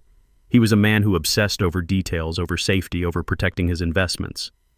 As the temperature in the room spiked, sensors embedded in the ceiling blinked red. They were not standard smoke detectors. They were part of a commercial-grade fire suppression system I had installed to protect the art collection I originally kept there. A mechanical hum vibrated through the floorboards. Hunter reached for the handle of the patio door. Click-thunk. A steel deadbolt slammed home, driven by an electronic solenoid. The smart home system had detected a rapid heat rise and engaged the containment protocol to prevent the fire from spreading to the neighboring properties. Hunter yanked on the handle. It wouldn't budge. He smashed the glass with his crutch, but the security laminate held it together in a spider web of cracks. He was locked in. Then the ceiling opened up. It wasn't water that came down. Water would have spread the gasoline fire. It was a high-density chemical foam, a thick, white, suffocating blanket designed to starve the fire of oxygen instantly. It blasted from high-pressure nozzles in every corner of the room. Hunter screamed as the foam hit him. It was cold and heavy. It coated him instantly, filling his eyes, his nose, his mouth. It knocked him off his feet. He slipped on the slick floor and fell hard on his broken leg. The agony was blinding. He tried to crawl, but the foam was rising rapidly, filling the room like a blizzard. It covered the fire, extinguishing the flames in seconds, leaving only thick white smoke and darkness. He was trapped in a white void. He couldn't see. He couldn't breathe. The foam pinned him to the floor, weighing down his clothes, making it impossible to stand with his shattered knee. He flailed in the dark, coughing, gagging on the chemical taste. "Please," he choked out. "Help me." Outside, the silent alarm had already alerted the authorities. The wail of sirens cut through the night air, getting louder and closer. Blue and red lights flashed against the foam-covered windows, creating a strobe effect inside the house.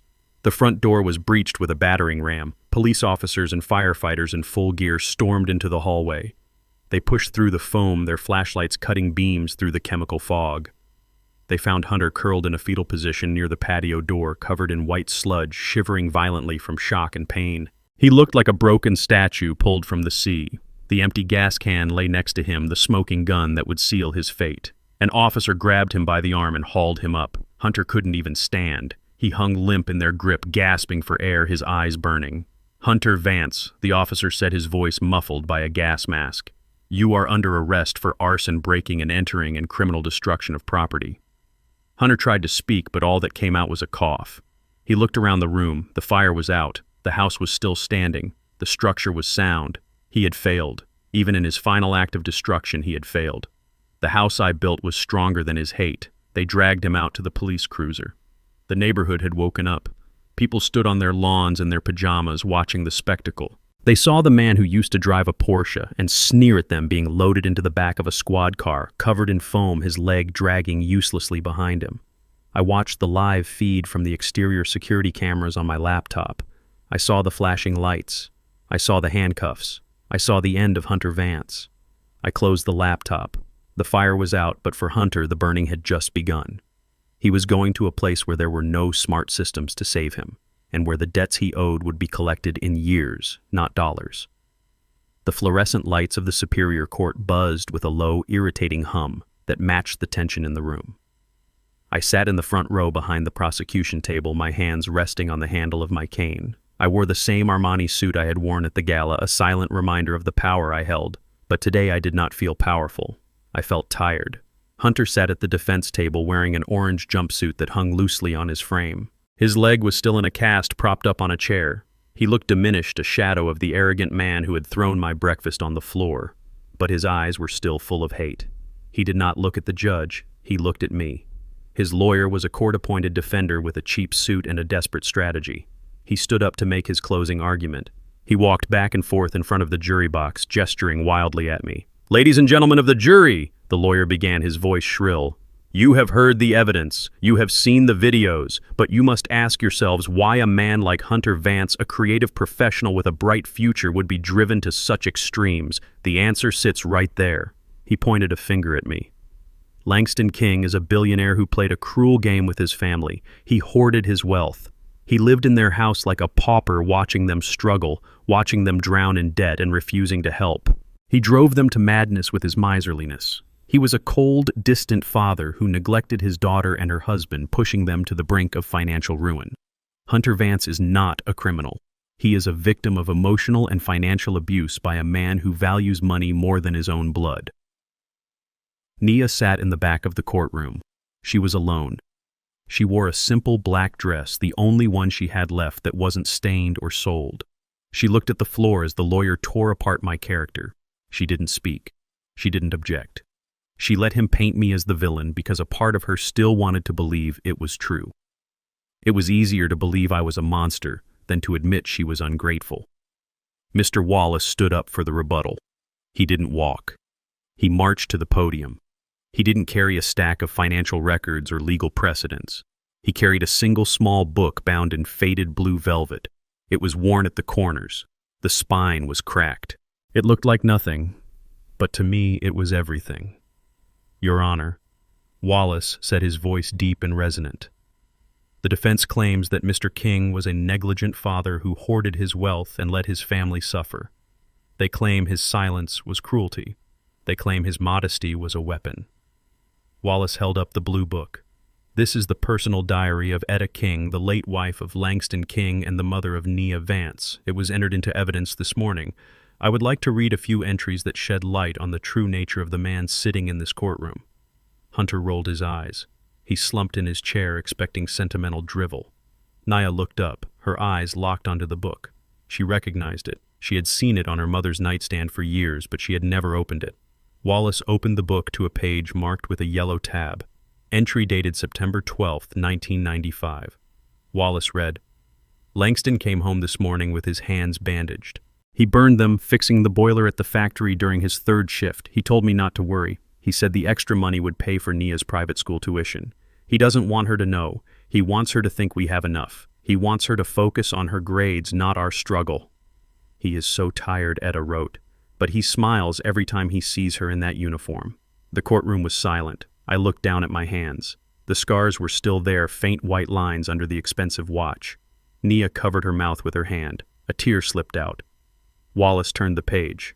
Entry dated June 4, 2005, he continued. Nia wants a car for her 16th birthday. All her friends are getting BMWs.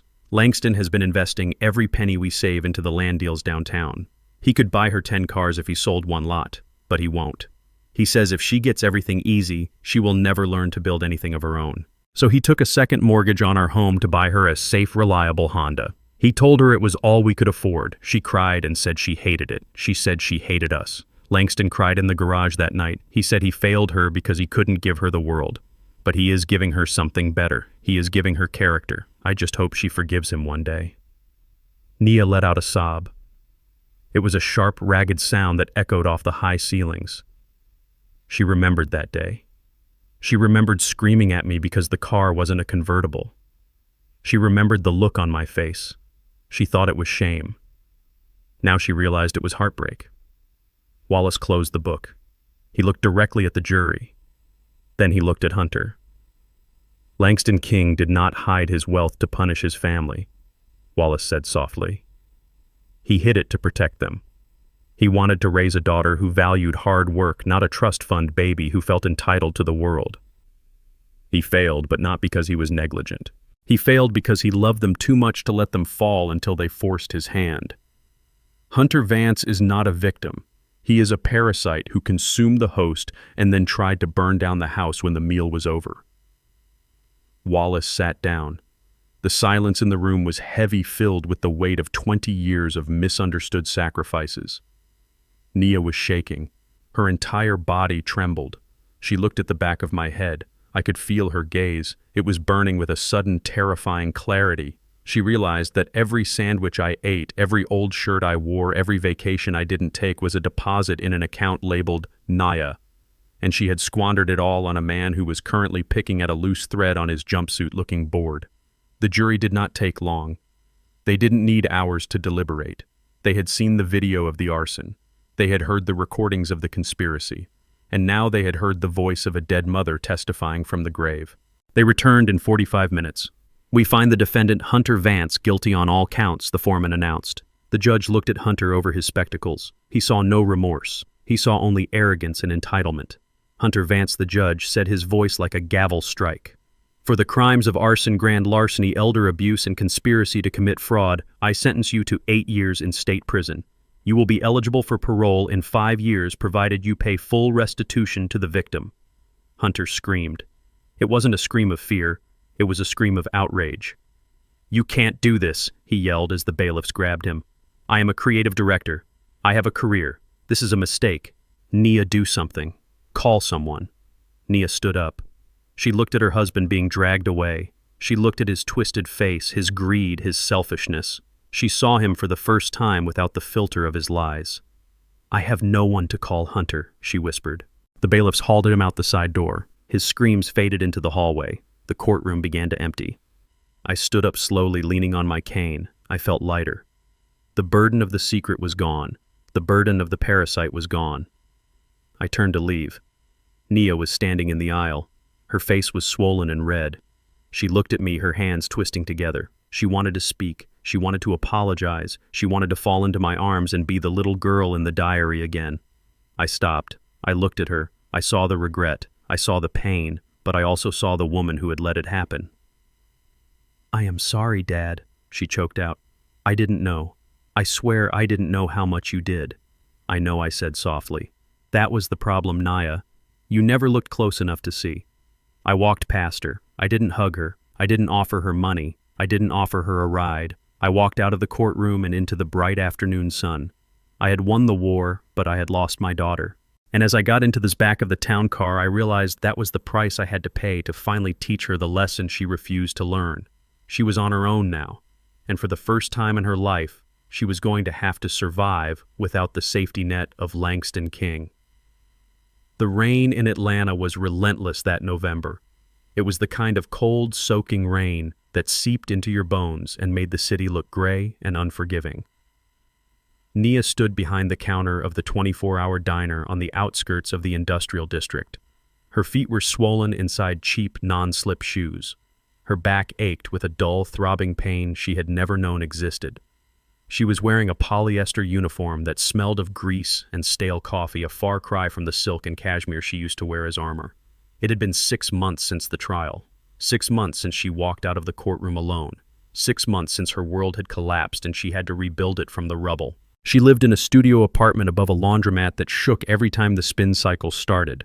She had no car, she took the bus, and she had learned that the world did not care about her last name or the parties she used to throw. "Hey, waitress," a customer shouted from booth 4. "My coffee is cold and my eggs are rubber. Are you stupid or just lazy?" Nia flinched. The man was heavy-set, wearing a stained trucker hat. He looked at her with the same disdain she used to reserve for the cleaning staff at the estate. She felt a flash of the old anger, the urge to tell him who she was, to scream that she was the daughter of Langston King. But then she remembered the eviction notice. She remembered the empty bank account. She remembered the look on her father's face in the courtroom. "I am sorry, sir," Nia said, her voice quiet and steady. "Let me get you a fresh pot and I will ask the cook to remake the eggs." She took the plate. The man grunted, not even looking at her. She walked back to the kitchen, scraping the untouched food into the trash. As she watched the eggs slide into the bin, a memory hit her so hard she almost dropped the plate. She remembered the morning in the kitchen with Hunter. She remembered the oatmeal on the floor. She remembered how she had stood there silent and superior while her father cleaned up a mess he didn't make. She remembered telling him he was difficult. She remembered the cruelty of her own silence. Tears pricked her eyes hot and stinging. She wiped them away with her apron. She didn't have time to cry. She had tables to turn. She had rent to pay. She realized now that her father hadn't just been cleaning up oatmeal. He had been cleaning up her entire life, absorbing the insults, the ingratitude, and the disrespect so she wouldn't have to feel the weight of the world. And now that the weight was fully on her shoulders, she understood just how strong he had been. She wasn't a victim. She was a woman who was finally learning how to be human. Outside, the rain intensified, turning the streets into rivers of black asphalt. A sleek black Lincoln Town car pulled up to the curb across the street from the diner. The windows were tinted impenetrable to the casual observer. Inside, I sat in the back seat watching the neon sign of the diner flicker against the wet glass. I told Thomas to cut the engine but keep the lights off. I didn't want to be seen. I just wanted to know. I watched through the large front window of the diner. It was late past midnight. The place was mostly empty, save for a few truckers and insomniacs. I saw a woman moving between the tables. She was thin, tired, and moving with the efficiency I had never seen in her before. It was Nia. She was wiping down a table, her arm moving in wide circular motions. She lifted a heavy tray of dirty dishes and carried it to the back. She looked exhausted. She looked nothing like the girl who used to spend $500 on a lunch. Thomas cleared his throat from the front seat. "Do you want me to go in, sir? Do you want to bring her home?" I looked at her. I saw her stop to count her tips. She carefully folded the dollar bills and put them in her pocket. She didn't look disgusted by the small amount. She looked relieved. "No, Thomas," I said softly. "Not yet. She is still cooking." I watched as she went back to the counter to refill the sugar dispensers. She was working. She was surviving. She wasn't calling me for money. She wasn't begging. She was doing exactly what I told her to do. She was tasting real life. It was painful to watch seeing my child struggle, but I knew that if I stepped in now, if I saved her from the discomfort, I would rob her of the lesson. I would turn her back into the dependent, entitled person who watched her husband abuse me. This struggle was the fire that would burn away the rot. Suddenly, Nia looked up. She looked through the rain-streaked window. Her eyes locked onto the black car parked across the street. It was dark, but the silhouette of the Lincoln was unmistakable. She knew that car. She knew the man inside. I tensed. I expected her to run out. I expected her to come banging on the window, demanding to be let in, demanding to be saved from the grease and the rude customers. I put my hand on the door handle, ready to tell Thomas to drive away if she made a scene. But she didn't move. She stood there holding a pot of coffee. She looked at the car. I could see her face clearly under the harsh fluorescent lights of the diner. She didn't look angry. She didn't look desperate. She looked ashamed. She looked at me or at where she knew I was, and she slowly lowered her head. It wasn't a nod of submission. It was a bow of respect. It was an acknowledgement. She was telling me she saw me. She was telling me she understood why I was there and why I wasn't coming in. She raised her hand and gave a small tentative wave. Then she turned around. She didn't run to the door. She went back to the counter. She picked up a rag and started cleaning the coffee machine. She went back to work. I let out a breath I didn't know I was holding. A lump formed in my throat. It wasn't the reunion I had dreamed of when she was a child, but it was the first honest interaction we had shared in years. She didn't want my money. She wanted me to see that she could stand on her own. "Let's go, Thomas," I said, my voice thick with emotion. Thomas started the car. The engine purred to life. "Where to, Mr. King? Home," I said. As the car pulled away, I looked back one last time. Nia was still working her head down, focused on the task at hand. She was tired, she was poor, but for the first time in her life she had dignity. And that was worth more than any trust fund I could have given her. The rain continued to fall, washing away the grime of the city, washing away the past. I knew then that she was going to be all right. It would take time. It would take hard work. But she was a king. And kings do not break. They rebuild.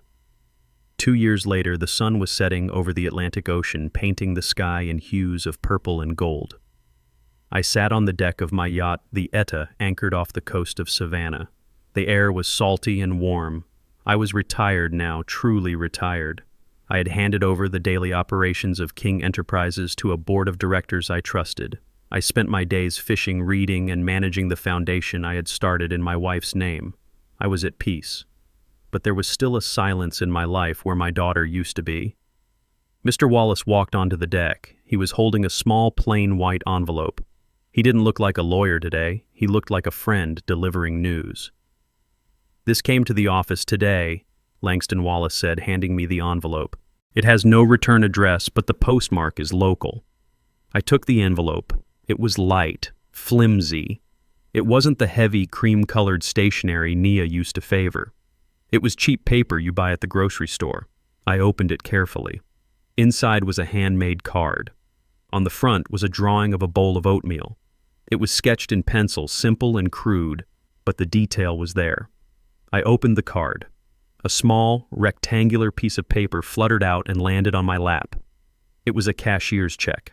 I picked it up. The amount was $50. I stared at the check. $50. It was nothing. It was less than I used to tip the valet.